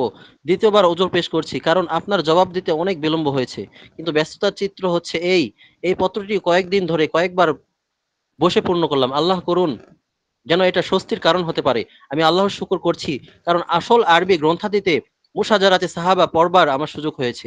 সম্ভবত ইতিহাসে যেসব গ্রন্থ আজকাল পাওয়া যায় কোনোটা ছোট্ট নয়, কিন্তু আমার দিল এবং দেমাগ সাহাবায়ে কেরামের ব্যাপারে সম্পূর্ণ রূপে স্থির। প্রথমে আমি আহলে সুন্নতের আকীদা অনুসরণমূলক ইত্তেবা করতাম, এখন আমি সেগুলো যাচাই করে ইত্তেবা করি এবং সমস্ত বিশুদ্ধ ও অসুস্থ রাওয়ায়েত দেখার পর আল্লাহর ফজলে এই আকীদা আরো বেশি হৃদয়ঙ্গম হয়েছে। এ প্রসঙ্গে ওয়ালিদ মাজিদ মাওলানা মুফতি মোহাম্মদ শফি সাহেব মাদ্দাজিল্লুহুম একটি প্রবন্ধ মাকামে সাহাবা নামে লিখেছেন। অচিরে ইনশাআল্লাহ সেটি জনসম্মুখে আসবে, মওকা পেলে সেটি অধ্যয়ন করবেন। ওয়াসসালাম। মোহাম্মদ তকি ওসমানী ওফি আনহু। যে ধরনের ভুলকে ইজতিহাদি ভুল সাব্যস্ত করা যাবে। মোহতারাম ও মোকাররম মাওলানা মোহাম্মদ তকি ওসমানী, এডিটর আল বালাগ, করাচি। আসসালামু আলাইকুম ওয়া রাহমাতুল্লাহ। পাওয়ার সমাচার আরো এই যে জিলহজের মাসিক আল বালাগ বিশেষ সংখ্যায় দৃষ্টিগোচর হয়েছে পরে দিলটা স্বস্তি লাভ করেছে, কিন্তু একটি ভাষ্য পরে কিছু সন্দেহ জেহেনে সৃষ্টি হয়েছে। সে সন্দেহগুলো দূর করার জন্য আপনাকে চিঠি লিখছি, যাতে এই ভাষ্য থেকে আপনার উদ্দেশ্য জানতে পারি। ভাষ্যটার নিচে উল্লেখ করছি। এই ভাষ্যের ওপর আমার সবচেয়ে বড় আপত্তি হচ্ছে এই যে, যদি কোনো ব্যক্তি কোরআনের নানান আয়াত অস্বীকার করতে থাকে, তাহলে আপনি তাকে দিয়ানতদারিতা পূর্ণ ইজতিহাদ বলবেন এবং তার নিয়তের দিকে নজর দিবেন, অথচ আল্লাহ তাআলাই দিলের কথা জানেন। তাহলে আপনি কিভাবে দাবি করছেন, যদি কোনো কাদিয়ানী কোরআন মাজিদের আয়াতসমূহ তেলাওয়াত করতে থাকে এবং বলে যে আমাদের নিয়ত ঠিক আছে, আমরা দিয়ানতদারিতার সাথে কাজ করছি, তাহলে কি তা আপনার মতে ঠিক হবে? যদি কেউ বলে মাওলানা মওদুদী এটা ইজতিহাদি ভুল করেছেন, তাহলে আপনি তার কি জবাব দেবেন? এই সন্দেহগুলো আমার জেহেনে সৃষ্টি হয়েছে, এজন্য এগুলো দূর করার উদ্দেশ্যে আপনার শরণাপন্ন হচ্ছি। মেহেরবানি করে আপনি আমার শক সন্দেহ দূর করে আল্লাহর দরবারে বিরাট প্রতিদানের অধিকারী হন। জবাব, মোহতারাম ও মুকাররম, আসসালামু আলাইকুম ওয়া রাহমাতুল্লাহ। আপনার মূল্যবান পত্র হস্তগত হয়েছে। কোনো ব্যক্তির ভুলকে ইজতিহাদি ভুল সাব্যস্ত করার জন্য যে দুটি শর্ত আমি উল্লেখ করেছি, তা মনে হয় আপনার দৃষ্টি এড়িয়ে গিয়েছে, যার কারণে এই সন্দেহ সৃষ্টি হয়েছে। আমি আরজ করেছিলাম, যদি কোনো ব্যক্তি ইজতিহাদের উপর উপযুক্ত হয়, অর্থাৎ তার মধ্যে সেই ইলমি এবং আমলি উপযুক্ততা পাওয়া যায়, যেগুলো মুস্তাহিদের জন্য সকল মুসলমান জরুরি সাব্যস্ত করেছেন, এবং সে তার মতবাদের বুনিয়াদ রাখে কোন শরীয়ী দলিলের উপর, চাই সে দলিল আমাদের কাছে দুর্বল মনে হোক, তাহলে তার সেই আমলকে ইজতিহাদ বলবে। এতে যদি কোনো ভুল হয়ে যায়, তাহলে সেটা ইজতিহাদি ভুল সাব্যস্ত হবে। ইমাম শাফি রাহিমাহুল্লাহ হযরত আয়েশা রাদিয়াল্লাহু তাআলা আনহার একটি হাদিসের উপর ভিত্তি করে এই মতবাদ খাড়া করেছিলেন যে বিসমিল্লাহ না বলেও জবাই করা দুরূস্ত আছে। তিনি কোরআন মাজিদের আয়াতকে মা উহিল্লা গায়রুল্লাহর নামে উৎসর্গকারী এর উপর প্রয়োগ করেছেন। সমস্ত উম্মত ইজতিহাদি ভুল সাব্যস্ত করেছেন, কারণ তার মধ্যে ইজতিহাদের শর্তাবলী পুরোপুরি ভাবে পাওয়া যেত এবং এই মুহাম্মদটি একটি শরীয়তের দলিলের উপর প্রতিষ্ঠিত, যদিও দলিলটি দুর্বল, কিন্তু ইজতিহাদের সীমায় উন্নীত। আপনি একটা বড় সুন্দর প্রশ্ন করেছেন যে তারপর আজকাল যদি অন্যান্য লোক এই ইজতিহাদের বাহানা বানিয়ে কোরআন সুন্নাহের মধ্যে ভুল ত্রুটি করতে থাকে, তাহলে তাদেরকে কি বলা হবে? এর জবাব হচ্ছে, যদি কোনো ব্যক্তি ইজতিহাদের উপযুক্ত হয়ে থাকেন, তাহলে তার ভুলকে ইজতিহাদি ভুল বলা হবে। কিন্তু আপনি যেসব লোকের উদাহরণ দিয়েছেন, তাদের মধ্যে ইজতিহাদের শর্তাবলী দুষ্প্রাপ্য, এজন্য তাদের ভুলকে ইজতিহাদি ভুল বলতে পারবেন না। এখানে এই প্রশ্ন উঠতে পারে যে, একটি ভুল কোনো মুস্তাহিদ করলে সওয়াবের কারণ, আর অমুস্তাহিদ করলে তিরস্কারের কারণ, এমন বেইনসাফি কেন? এর জবাব এই যে, এর উদাহরণ পুরোপুরি এমন, যেমন কোন সনদপ্রাপ্ত ডাক্তার কোন রোগীকে ভুল বোঝাবুঝির উপর ভুল কোন চিকিৎসা দিলেন এবং সে চিকিৎসার কারণে উক্ত রোগী ভবলীলা সাঙ্গ হয়ে গেল। তাহলে যদি একথা প্রমাণিত হয় যে তিনি তার পেশায় আন্তরিক হয়ে দিয়ানতদারিতার সাথে সে চিকিৎসা দিয়েছিলেন, তাহলে দুনিয়ার কোনো কানুন তার অপরাধী সাব্যস্ত করে না। পক্ষান্তরে ওই চিকিৎসায় যদি কোনো সনদহীন ব্যক্তি কোনো রোগীকে প্রদান করে এবং এর ফলে তার মৃত্যু হয়ে যায়, তাহলে দুনিয়ার সমস্ত কানুন তাকে অপরাধী সাব্যস্ত করে। এই পার্থক্য এই জন্য যে দুনিয়ার কোনো মানুষ ভুল থেকে নিরাপদ নয়, তবে ভুল থেকে বাঁচবার যত উপায় উপকরণ হতে পারে তার কর্তব্য সেগুলো পরিপূর্ণভাবে অবলম্বন করা। যে ব্যক্তি ডাক্তার হতে চায় তার ব্যবস্থা হচ্ছে সে চিকিৎসা বিজ্ঞান অভিজ্ঞ চিকিৎসকের নিকট থেকে হাসিল করে তাদের নিকট থেকে সনদ গ্রহণ করবে। তারপর যদি তার থেকে কোনো ভুল হয়ে যায় তাহলে সেটা এমন ভুল যা থেকে দূরে থাকার নিশ্চয়তা কেউ দিতে পারে না। তদ্রূপ একজন আলেমের জন্য বাহ্যিক ব্যবস্থা হচ্ছে সে কোরআন ও সুন্নাহর পুরো পুরো এলেম যথার্থ পন্থায় হাসিল করবে, অভিজ্ঞ উস্তাদের কাছ থেকে প্রশিক্ষণ নেবে। তারপর সে যদি ভুল করে তাহলে ডাক্তারি ভুলের মতো তার ভুলও তিরস্কারযোগ্য হবে না। এর উল্টো হলো সে ব্যক্তি যার মধ্যে ইজতিহাদ উপযুক্ত নেই, তার উদাহরণ গুরুহীন শিষ্যের মতো, তার ভুল তিরস্কারযোগ্য এবং ধরার মতো। স্মরণ করার জন্য কৃতজ্ঞ দোয়ার আবেদন থাকলো। ওয়াসসালাম। মাওলানা তকি ওসমানী ওয়াফি আনহু। উস্তাদ জি, আরো কি পড়বো?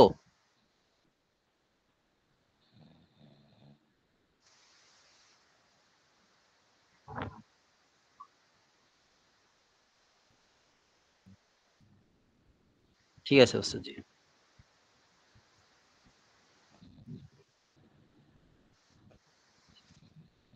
235 পৃষ্ঠা শুরু হলো উস্তাদ জি। কোরআন কারিমের তালিম, তাজিম, তেলাওয়াত এবং আদব প্রসঙ্গ। পড়বো কি উস্তাদ জি? কোরআনের কাহিনী অবলম্বনে ফিল্ম নির্মাণের শরীয়হ হুকুম। সওয়াল: নিচের মাসালায় উলামায়ে দ্বীন কি বলবেন? কাসাসুল কোরআন নামে একটি ফিল্ম চালু হয়েছে। তার মধ্যে কোরআনের বিভিন্ন ঘটনাবলী ফিল্ম আকারে দেখানো হয়েছে, যেমন বনী ইসরাইলের জবাইয়ের ঘটনা, ফেরাউনের ডুবে যাওয়ার ঘটনা এবং বনী ইসরাইলের নিষ্কৃতির ঘটনা। ফিল্মের ভিতরে হযরত মুসা আলাইহিস সালাম এর অবয়ব দেখানো হয়নি, বরং অন্য কোনো ব্যক্তির জবানে হযরত মুসা আলাইহিস সালামের নির্দেশাবলী বনী ইসরাইল পর্যন্ত পৌঁছানো হয়েছে। শরীয়তের দৃষ্টিতে এমন ফিল্ম দেখা এবং দেখানোর হুকুম কি? দয়া করে দলিল সহ বয়ান করলে যথার্থ উপকার হতো। জবাব: কোরআনে কারিমের ঘটনাবলী সচিত্র ফিল্ম বানানো, দেখা এবং দেখানো কখনো জায়েজ নয়, বরং কোরআন কারিমে বেইজ্জতি হওয়ার কারণে এই কর্মে কঠিন বিপর্যয়ের আশঙ্কা আছে। এর অনেক কারণ আছে, সেগুলোর কয়েকটি নিম্নরূপ: ১. কোরআন মাজিদের শ্লোক সমূহ যে মান মর্যাদার উত্তীর্ণ, তার দাবি হচ্ছে উক্ত শ্লোকগুলোকে কোরআন কারিমের শব্দমালাতেই পূর্ণ আদব ও ইহতিরামের সাথে পড়া অথবা শোনা হবে।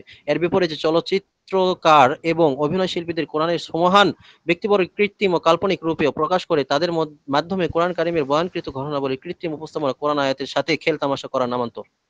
কোরআনের ঘোষণায় এমন কাজ হারাম সাব্যস্ত হয়েছে। ওয়াদারিল্লাযীনা ইত্তাখাযু দীনাহুম লা'iবান ওয়া লাহওয়া ওয়া গাররাতহুমুল হায়াতুদ দুনিয়া ওয়া যাক্কিরহুম বিহি আন তুবসালা নাফসুম বিমা কাসাবাত লাইসা লাহা মিন দুনিল্লাহি মিন ওয়ালিয়্যিন ওয়ালা শাফি'আ। ২. কোন ফিল্ম প্রাণীর ছবি থেকে মুক্ত হয় না। প্রাণীর ছবি বানানো, দেখা এবং দেখানো শরীয়তের দৃষ্টিতে জায়েজ নয়। এজন্য কোরআনের বক্তব্য এমন ব্যবস্থায় প্রকাশ করা যা ডজন ডজন হাদিসের আলোকে নাজায়েজ, তা শুধু হারামই নয় বরং কোরআনকে অপদস্থ করার নামান্তর। ৩. ঘটনাবলীর ফিল্মে যতক্ষণ নারী চরিত্র না থাকে ততক্ষণ পর্যন্ত ফিল্ম পূর্ণতা লাভ করে না। অতএব উল্লেখিত ফিল্মও এই কাজটি থাকবে। বেপরদার নারী সমাজের নাম নামাহরম পুরুষদের সামনে আগমন করা, বিনা প্রয়োজনে তাদের ছবি পুরুষদেরকে দেখানো কোরআন হাদিসের আলোকে বিলকুল নাজায়েজ। আর এই নাজায়েজ কাজকে কোরআন কারিমের বক্তব্য প্রচারের মাধ্যমে বানানো শুধু হারামই নয় বরং কোরআন কারিমকে হেয় প্রতিপন্ন করার নামান্তর। ৪. কোন সত্য থেকে সত্য কাহিনীও যখন ফিল্মের আকার দেওয়া হয় তখন তার মতো নির্মাতার কাল্পনিক চিত্রের অনুপ্রবেশ আবশ্যক। এছাড়া সাধারণত কোনো ফিল্ম তৈরি হতে পারে না। একটি পরিপূর্ণ ফিল্ম তৈরির জন্য আবশ্যক রূপে কাহিনীর বর্ণনামুক্ত শূন্যস্থানগুলো ফিল্ম নির্মাতার কাল্পনিক অনুমান দিয়ে পূর্ণ করতে হয়। আর না হোক সংশ্লিষ্ট ব্যক্তিদের আকৃতি, প্রকৃতি এবং তাদের সংখ্যা, তাদের চালচলনের কাঠামো, তাদের আশপাশের পরিবেশ, প্রেক্ষাপট এবং তাদের স্বভাব ও বৈশিষ্ট্য অবশ্যই অনুমানের মাপকাঠিতে পেশ করতে হবে। ফিল্মের বেলায় কোরআন মাজিদকে এসব বিষয় থেকে আলাদা করা যায় না। সুতরাং এ সমস্ত অনুমান করা কোরআন কারিমের দিকেই সম্পৃক্ত করা হবে, যা হবে কোরআন কারিমের অন্তর্বিকৃতির অনুরূপ। আলোচ্য ফিল্মের ব্যাপারে সতর্ক ফিল্ম দর্শকগণ জানিয়েছেন এখানে কোরআন কারিমের বয়ানকৃত বাহিনীর সাথে অনেক ইসরায়েলি বর্ণনা এবং কাল্পনিক সাথে জড়িয়ে দেওয়া হয়েছে, কল্পচিত্র সাথে জুড়ে দেওয়া হয়েছে, যেসব অনবগত লোকদেরকে কোরআনের কাহিনীর সাথে পরিচিত করার কল্পিত আগ্রহে এই ফিল্ম দেখানো হচ্ছে, তাদের জন্য কোরআন এবং কোরআনের মধ্যে তফাৎ করার কোনো রাস্তা নেই। তারা এই পুরো পরিবেশনাকে কোরআনী বক্তব্যই মনে করবে। কোরআন কারিমের ব্যাপারে এই মারাত্মক ভুল ধারণার মধ্যে লিপ্ত করার দায় ওইসব লোকের উপরেই বর্তাবে যারা এই ফিল্মের নির্মাণ বা প্রদর্শনের জিম্মাদার। ৫. কোরআন কারিমে বর্ণিত কাহিনীরাজিতে অনেক জায়গাতে এমন শব্দাবলী ব্যবহার করা হয়েছে যেগুলোর একাধিক ব্যাখ্যা হতে পারে। সেগুলোর মধ্যে থেকে কোনো একটি নিশ্চিত পরে অন্য সম্ভাবনা বাদ দিয়ে কোরআনে কারিমের উদ্দেশ্য নিশ্চিত করা জায়েজ নয়। মুফাসসিরগণ যখন এমন আয়াতের তাফসীর করেন তখন সাধারণত সমস্ত সম্ভাবনা বয়ান করে দেন, অন্যথায় কমপক্ষে কোনো না কোনো উপায়ে একথা স্পষ্ট করে দিয়ে থাকেন যে এতটুকু কথা কোরআন কারিমের আর কতটুকু কথা তাফসিরের, যাতে কোরআন এবং অকোরআন মিশ্রিত হওয়ার আশঙ্কা না থাকে। এই কাজটি ফিল্মের ক্ষেত্রে কিছুতেই সম্ভব নয়, বরং ফিল্ম নির্মাতার মাথায় উক্ত আয়াত বা কাহিনীর যে তাফসির আছে সেটাকেই আবশ্যক রূপে কোরআনী বক্তব্যের আকারে এমনভাবে পেশ করে দেওয়া হবে যেন অন্য কোনো সম্ভাবনা নেই। ফিল্মের জোরে সেই তাফসিরের নকশা মস্তিষ্কে এমনভাবে প্রতিষ্ঠিত হয়ে যাবে যেন তা আদি কোরআন। এই অবস্থাটিও কোরআন ও অকোরআনের মাঝে গোলক ধাঁধা সৃষ্টির কারণ হবে। এজন্য এই ফিল্ম সম্পূর্ণরূপে নাজায়েজ। ফিল্মের আসল উদ্দেশ্য তালিম তাবলীগ নয়, বরং চিত্ত বিনোদন ও খেল তামাশা থেকে মজা উপভোগ করা।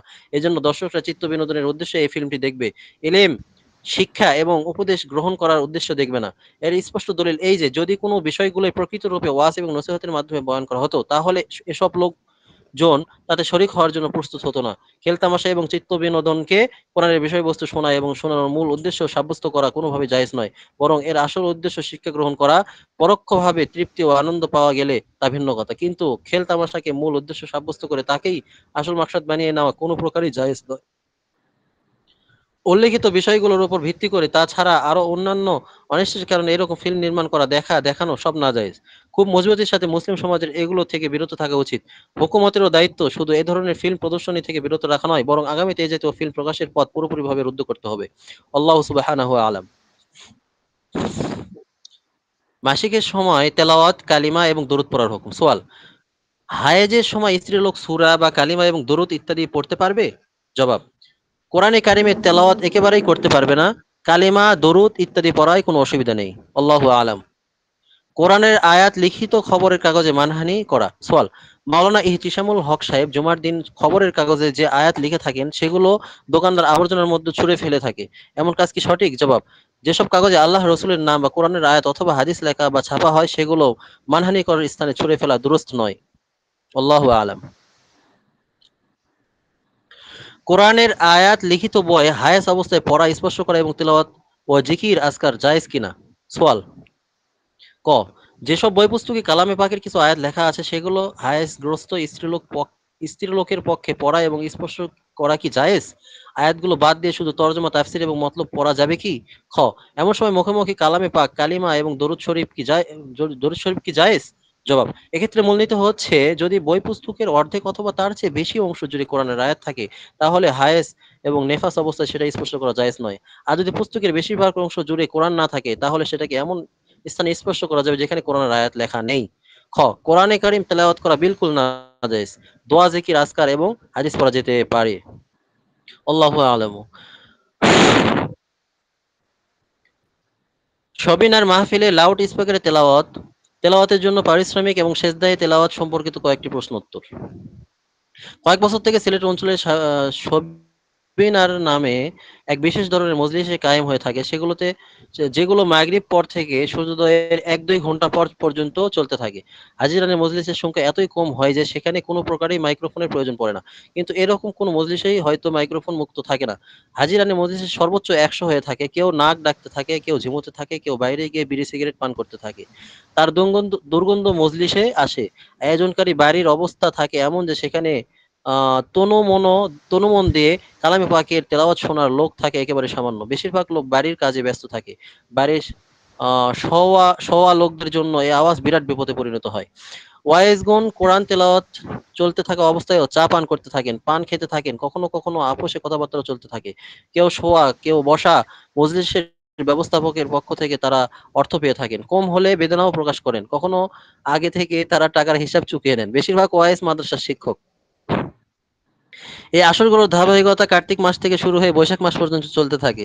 বহু ওয়াইজ এই ব্যস্ততার কারণে যে গড় হাজিরি পড়ে থাকে তারও বেতন নিয়ে থাকেন। তাছাড়া দীর্ঘ ৭টি মাসের অসময়ে রাত জাগরণের কারণে পাঠ্যপুস্তক অধ্যয়ন করতে পারেন না। কোনো মাদ্রাসার ৩-৪ জন এমন ওয়াইজ শিক্ষক বাইরে থাকেন, ফলে মাদ্রাসার শিক্ষাদান কর্মসূচি কি পরিমাণ ক্ষতিগ্রস্ত হয় তা বর্ণনা করা অসম্ভব। সোয়াল: ১, এমন আসরে মাইক্রোফোন এনে ভাড়া পরিশোধ করাকে অপচয় বলা যায় কিনা? জবাব: ১, যখন হাজিরানের মজলিস পর্যন্ত মাইক্রোফোন ছাড়াই আওয়াজ পৌঁছে যায় তখন লাউড স্পিকার লাগানো নিষ্প্রয়োজন, বরং ক্ষতিকর। এজন্য এই কাজ ইসরাফের অন্তর্ভুক্ত। সওয়াল 2, এমন মজলিসে মাইক্রোফোনের সাহায্যে কোরআন মাজিদ তেলাওয়াত শোনা কি জায়েজ হবে? জবাব 2, যদি মাইক্রোফোনের আওয়াজ যারা মজলিসে উপস্থিত নেই তাদের কানে পৌঁছে এবং তাদের ঘুম ইত্যাদিতে বিঘ্ন সৃষ্টি করে অথবা এতে কালামে পাকের তেলাওয়াতের মানহানির আশঙ্কা থাকে, তাহলে মাইক্রোফোনে তেলাওয়াত করা দুরূহ নয়। সওয়াল 3, এরকম মজলিসে মাইক্রোফোনে সেজদার আয়াত তেলাওয়াত করার কারণে মজলিসের বাইরে বা বাড়ির লোকদের উপর সেজদা করা ওয়াজিব হবে কিনা? যদি হয় এবং তারা যদি সেজদা না করে তাহলে তেলাওয়াতকারীর বা আয়োজকের উপর গুনাহ বর্তাবে কিনা? জবাব, ওয়াজিব হবে এবং তারা সেজদা না করলে সাথে লাউড স্পিকার স্থাপনকারীরাও গুনাহ থেকে রেহাই পাবে না। সওয়াল 4, বলা হয় তেলাওয়াতের আদবসমূহ তেলাওয়াতের মজলিস পর্যন্ত সীমাবদ্ধ। যখন মাইক্রোফোনে তেলাওয়াত হবে তখন মজলিসের সংজ্ঞায় প্রশস্ততা আসবে কিনা? জবাব, জি না। তেলাওয়াতের মজলিস ওই জায়গাকে বলবে যেখানে প্রকৃতপক্ষে তেলাওয়াত হচ্ছে। এজন্য বিনা প্রয়োজনে মাইক্রোফোনে তেলাওয়াত করা হলে বাইরের শ্রোতা না শোনার ক্ষেত্রে অপারক হবে। গুনাহ গিয়ে বর্তাবে তেলাওয়াতকারীদের উপর। সওয়াল 5, কোরআন তেলাওয়াতের সময় শ্রোতাদের চা পান করা, পান খাওয়া, কথাবার্তা বলা অথবা শুয়ে থাকা কেমন? জবাব, যদি তেলাওয়াতে কোরআন শর্তাবলীর বিবেচনায় রেখে হতে থাকে তাহলে শ্রোতাদের চা পান করা, পান খাওয়া, শুয়ে থাকা অথবা এই জাতীয় কোনো কাজ করা যাতে তেলাওয়াতের দিকে অমনোযোগিতা প্রকাশ পায় এগুলো কারাহাত মুক্ত নয়। সওয়াল, ওয়াইস মোদাররিস আয়োজকদের পক্ষ থেকে হাদিয়া বা ওয়াইস পারিশ্রমিক পাওয়ার পর মাদ্রাসা থেকে অনুপস্থিত দিনগুলোর বেতন নেওয়া কেমন? জবাব, যদি মাদ্রাসা থেকে নিয়ম মাফিক ছুটি নিয়ে থাকে এবং ওয়াজ করে পারিশ্রমিক না নেওয়ার ব্যাপারে মাদ্রাসা কর্তৃপক্ষের সাথে কোনো চুক্তি না হয়ে থাকে তাহলে জায়েজ। সওয়াল 7, কোনো মুদাররিসের এরকম মজলিসে প্রায় গিয়ে মাদ্রাসায় গরহাজির থাকা এবং বেশিরভাগ সময় প্রস্তুতি ছাড়া পাঠদান করে মাদ্রাসা বা শিক্ষার্থীদের ক্ষতি সাধন করা কেমন? জবাব, আগে বর্ণিত অন্যায়গুলো যদি মজলিসে না থাকে তাহলে মাঝে মাঝে সেখানে যাওয়া কোনো দোষ নেই, কিন্তু নিত্যদিনের এমন অভ্যাস এবং পেশা বানানো যাতে পাঠদানের প্রস্তুতির সুযোগও পাওয়া যায় না এমন পরিস্থিতিতে তার বেতন ভাতা হালাল তাইয়েব থাকবে না। সওয়াল 8, ওয়াইজ সাহেব কর্তৃক হাদিয়া বা ওয়াজের বিনিময় গ্রহণ করার পরও কি আখিরাতের সওয়াবের আশা অবশিষ্ট থাকতে পারে?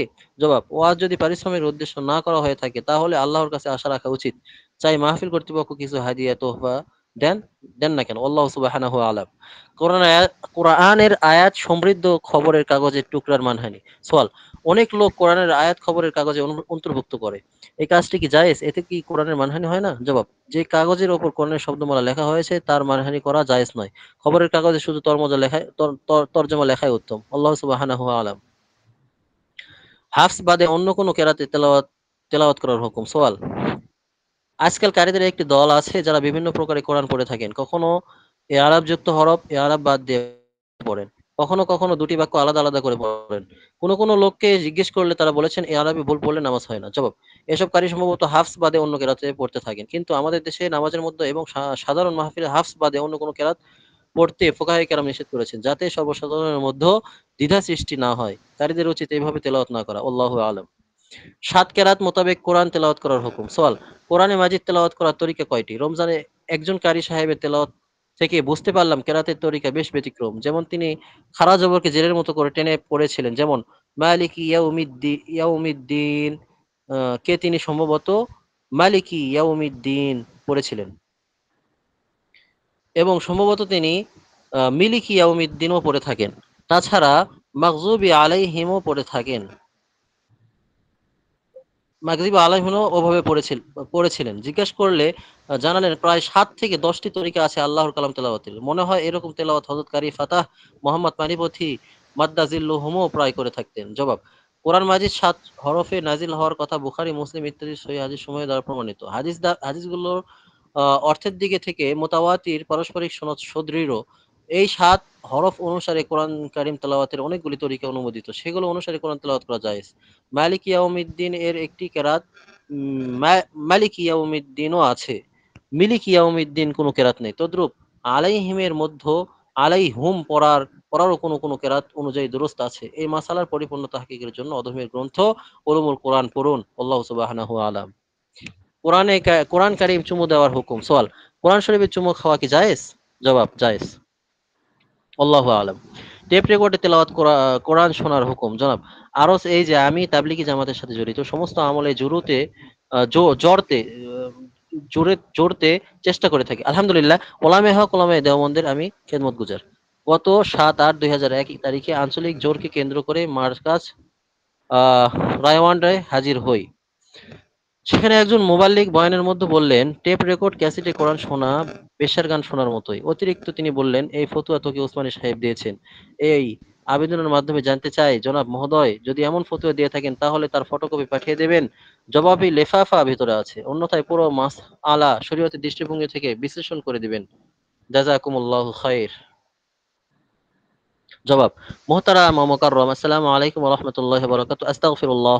অধম এমন ফতোয়া কখনোই দেয়নি, এ কথাও সঠিক নয়।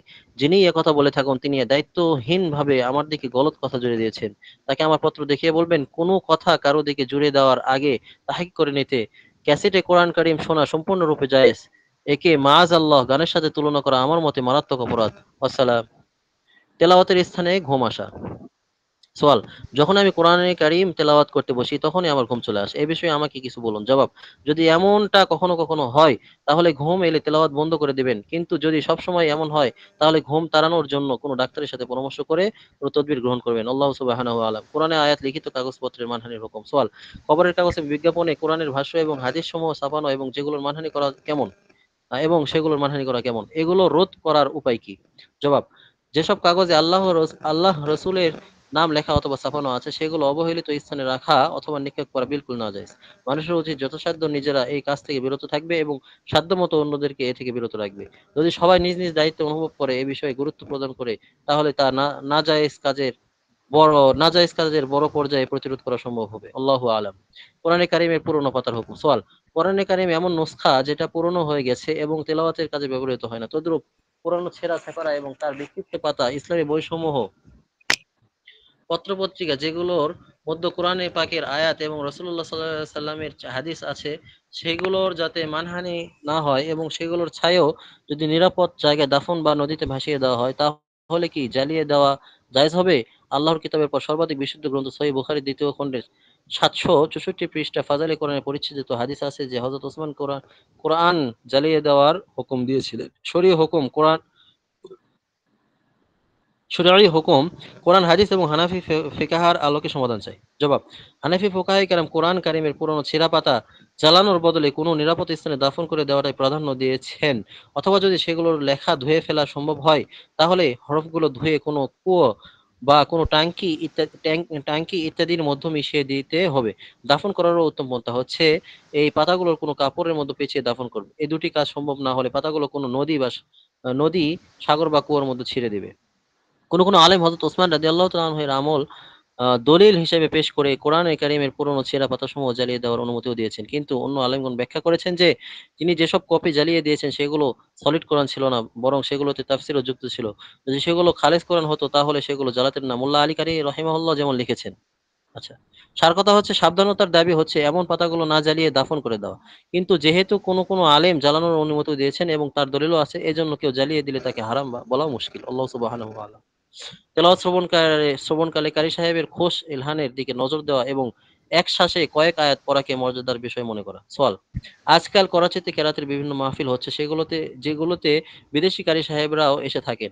তারা কালামে পাক শুনিয়ে থাকেন। এর উপর জায়েদের বিচার বক্তব্য এমন এই যে আজকাল যেসব কেরাত মাহফিল করাচিতে হচ্ছে এগুলোর আকৃতি প্রকৃতি একেবারে কবিতার আসরের মতো। যেমন একজন কবি নিজের কবিতা শুনিয়ে কৃতিত্ব জহির করে তারপর আসে আরেকজন। এভাবে এই প্রক্রিয়া চলতে থাকে। যে কবির কবিতার ওপর বাহবা বেশি পড়ে সে খুশিতে আটখানা হয়। আর যার কবিতার ওপর ওয়াহ ওয়াহ ধ্বনি পড়ে না সে মুখ গোমড়া করে ফিরে যায় এবং মনঃক্ষুণ্ণ হয়। কোরআনে পাক আল্লাহর কালাম, নাউজুবিল্লাহ।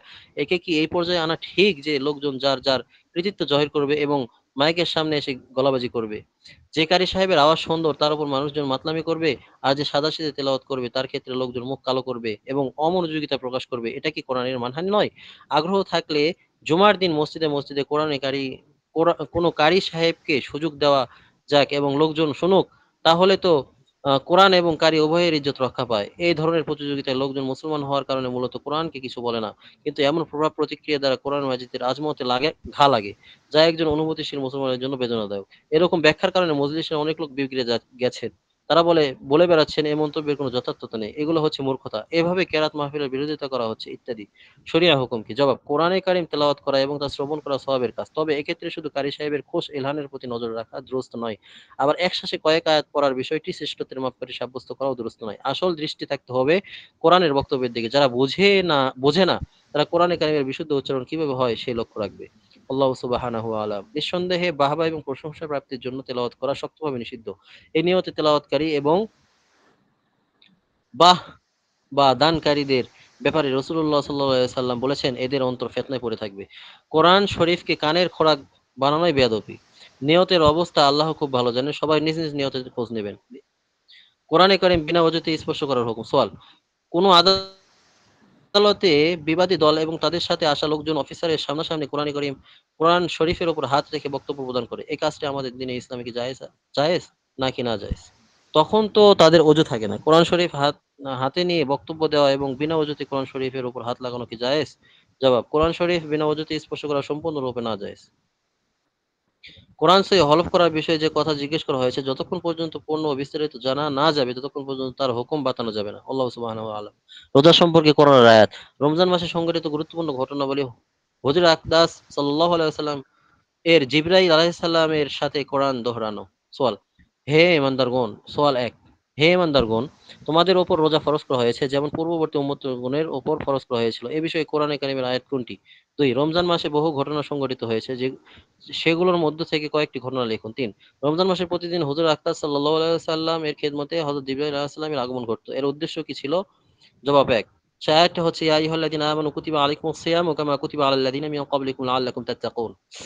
২: বদর যুদ্ধ, ফাতহে মক্কা, কোরআন নাজিলের সূচনা, এসব গুরুত্বপূর্ণ ঘটনা রমজানে ঘটেছে। আরো অনেক ঘটনা আছে, সেগুলোর জন্য ইতিহাসের বই পুস্তক দেখুন।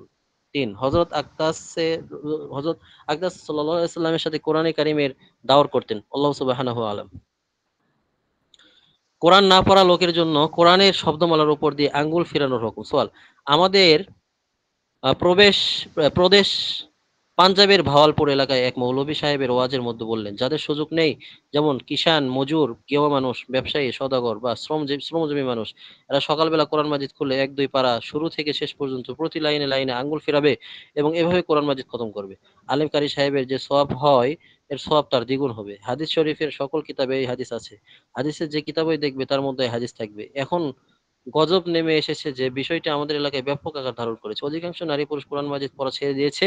এমন কষ্ট কে করবে? আগে লাখে ১ আধ জন বছর ২ বছর পর তেলাওয়াতের ফজিলত লাভ করত এবং কোরআন খতম করার সওয়াব পেতে পারত। এখন তো মাশাআল্লাহ, মৌলভী সাহেব আল্লাহর রহমতের বন্যা বয়ে দিয়েছেন। মূর্খ আনপড় সেও আঙ্গুল ঘুরিয়ে আলেম কারীর দ্বিগুণ সওয়াব লাভ করছে। এমন কথা কি হাদিসের কিতাবে আছে? জবাব: উল্লেখিত বক্তা কথাটি ভুল উপস্থাপনা পেশ করেছেন। যারা কোরআনে কারিম পড়তে পারেন তাদের জন্য কোরআনে কারিম হরফসমূহের উপর আঙ্গুল ঘোরানো যথেষ্ট নয়। আমাদের জানা মতে এমন কোনো হাদিসও নেই। তবে যেসব আনপড় মানুষ কোরআন কারিম পড়তে পারেন না, তাদের জন্য আবশ্যক কোরআন কারিম নাজেরা পড়া শিক্ষা করা। হ্যাঁ, যতদিন পড়া শেখা না হয় ততদিন যদি তারা কোরআনে কারিম খুলে বসেন এবং হরফসমূহের উপর আঙ্গুল ঘোরান, তাহলে তারা তেলাওয়াতের সওয়াব থেকে মাহরুম হবেন না। এ কথার মতলব এই নয় যে যারা কোরআনে কারিম তেলাওয়াত করতে পারেন তারাও এই কাজেই শুরু করে দেবেন। তাছাড়া এ কথাও দুরূহ নয় যে এ কাজের সওয়াব তেলাওয়াতের দ্বিগুণ। আল্লাহু সুবহানাহু আলাম। দিনিয়াতের বই পুস্তক বিনা ওজুতে স্পর্শ করার হুকুম। কোরআনের আয়াত বেশি থাকলে সে পুস্তক বিনা ওজুতে ছোঁয়া না জায়েজ। সওয়াল: ১: আজকালের মাদ্রাসাসমূহে দিনিয়াত ও অন্যান্য বিষয়ের বই পুস্তক বিনা ওজুতে ছোঁয়া কি জায়েজ? ২: এসব বই পুস্তক থাকতে শিক্ষক কি চেয়ারে বসতে পারেন? বই পুস্তক তো শিক্ষার্থীদের কাছে নিচে থাকে। জবাব: ১: যদি পুস্তকে লিখিত শব্দমালা বেশিরভাগ কোরআনে আয়াত সমৃদ্ধ হয়, তাহলে বিনা ওজুতে সেটা স্পর্শ করা উচিত নয়। যদি কোরআনের আয়াত কম থাকে এবং অন্য কথা বেশি থাকে, তাহলে বিনা ওজুতে ছোঁয়া যেতে পারে। ২: যেসব বই পুস্তকে আল্লাহ রসুলের নাম অথবা কোরআনের আয়াত লেখা আছে, সেগুলো থেকে উপরে বসা সেগুলো আদবের খিলাফ। এজন্য বসবার সময় লক্ষ্য রাখতে হবে যাতে বেয়াদবি না হয়। তবে প্রয়োজনের সময় সুযোগ আছে। আল্লাহু আ'লাম। কোরআন শরীফ হিফজ করার পর যে ভুলে যায় তার হুকুম। সওয়াল: অধম কোরআন হিফজ করেছিল, কিন্তু টিবি হওয়ার কারণে দাওয়ার পুনর্পঠনে বহাল রাখা সম্ভব হয়নি। এখন সুস্থতার কোনো লক্ষণ দেখতে পাচ্ছি না। এমত অবস্থায় যদি মারা যায়, তাহলে কি আমাকে অন্ধ করে উঠানো হবে? জবাব: এ প্রসঙ্গে যে হাদিস আছে তাতে বলা হয়েছে, মা মিন ইমরাআতিন ইয়াকরাউল কুরআনা সুম্মা ইয়ানসাহু ইল্লা লাকিয়াল্লাহু ইয়াওমাল কিয়ামাতি আজযামা। অর্থাৎ যে কোনো ব্যক্তি কোরআন পড়ে ভুলে যাবে, সে কিয়ামতের দিন কর্তৃত অবস্থায় আল্লাহর সামনে হাজির হবে। মোল্লা আলী কালী রাহিমাহুল্লাহ এই হাদিসের ব্যাখ্যা করতে গিয়ে লিখেছেন, এই ব্যাখ্যা থেকে বোঝা যায় ইমাম আবু হানিফা রহমতুল্লাহ এর মতে এই ধমকি তার জন্য প্রযোজ্য যে তার উদাসীনতার কারণে দেখে দেখে পড়ার যোগ্যতা পর্যন্ত হারিয়ে ফেলে। এজন্য আপনি প্রতিজ্ঞা রাখুন সুস্থ হওয়ার পর পুরোপুরিভাবে ইয়াদ করে ফেলবেন এবং দাওয়ার চালু রাখার বেলায় যে ত্রুটি হয়েছে তার জন্য আল্লাহর কাছে তওবা করতে থাকুন। আশা করি আল্লাহ তাআলা এই ধমকি থেকে বাঁচিয়ে দেবেন। আল্লাহু আ'লামু। প্রসাব দিয়ে সূরা ফাতিহা লেখা মারাত্মক হারাম। সওয়াল: মোহতারাম মুফতি মোহাম্মদ তৌফিক ওসমানী সাহেব, কিছু কিছু লোক যেখানে সেখানে একটি বিজ্ঞাপন প্রচার করে থাকে যার মধ্যে একথা উল্লেখ আছে যে আপনি চিকিৎসার উদ্দেশ্যে প্রসাব দ্বারা সূরা ফাতিহা লেখা জায়েজ হওয়ার অনুমতি দিয়েছেন। আপনি কাজটিকে জায়েজ মনে করে থাকেন? মেহেরবানি করে স্পষ্ট করুন আপনি কি এমন কোনো ফতোয়া দিয়েছেন? জবাব: আমি এমন কোনো ফতোয়া দেইনি। প্রসাব বা যেকোনো নাপাক বস্তু দিয়ে কোরআনে কারিমের কোনো আয়াত লেখা সম্পূর্ণরূপে হারাম। মাআযাল্লাহ, আমি এমন কাজ জায়েজ হওয়ার কথা কল্পনাও করতে পারি না। যেসব লোক আমার দিকে এই ফতোয়া জুড়ে দিয়েছে আমি তাদের প্রতিবাদ করছি। সেটা দৈনিক ইসলামের ১২ আগস্ট ২০০৪ সংখ্যায় প্রকাশিত হয়েছে। আমার যে বইয়ে উদ্ধৃতি দিয়ে আমার দিকে এই কথা সম্পৃক্ত করা হচ্ছে তার হাকিকতও আমি সে প্রতিবাদে স্পষ্ট করে দিয়েছি।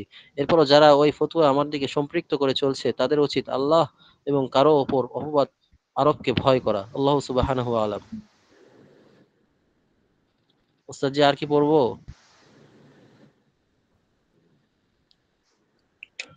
কিতাবুত তাফসীর ওয়া মা ইয়াতাআল্লাকু বিল কোরআন।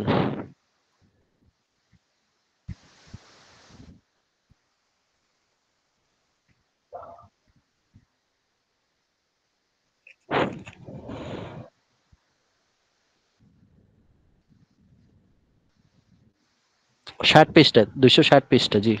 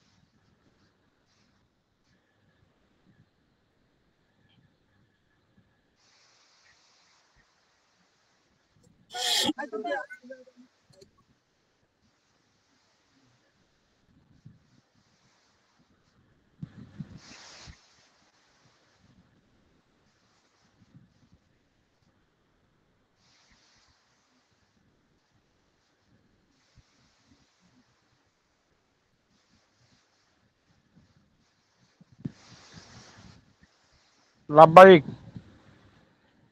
ওস্তাদ, এর আগেও ক্লাসগুলো কারেন্ট চলে যায় শেষের দিকে, ওই হাজিরা দিতে পারিনি এই দুটো ক্লাস।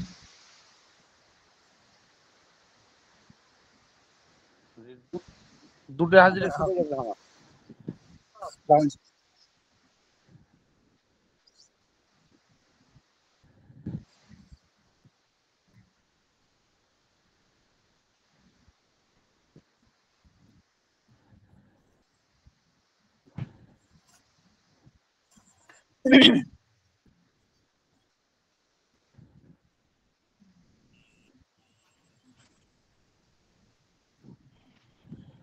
না,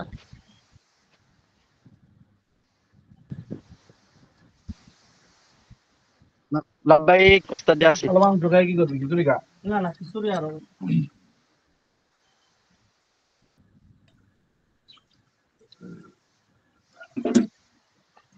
লাব্বাইক।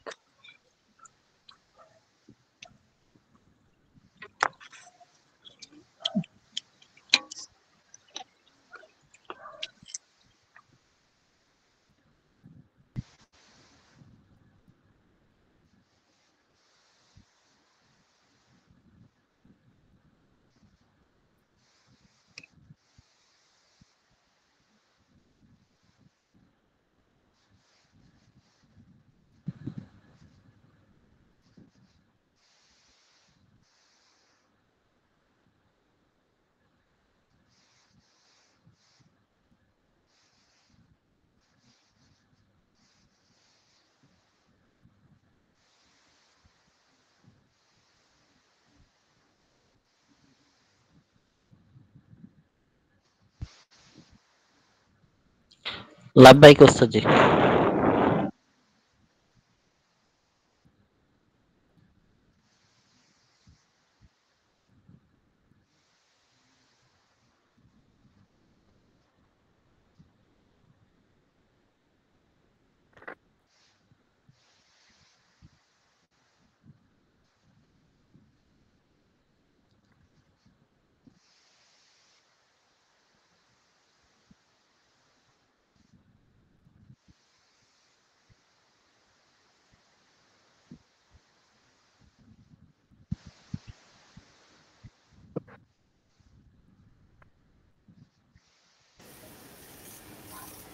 লাব্বাইক।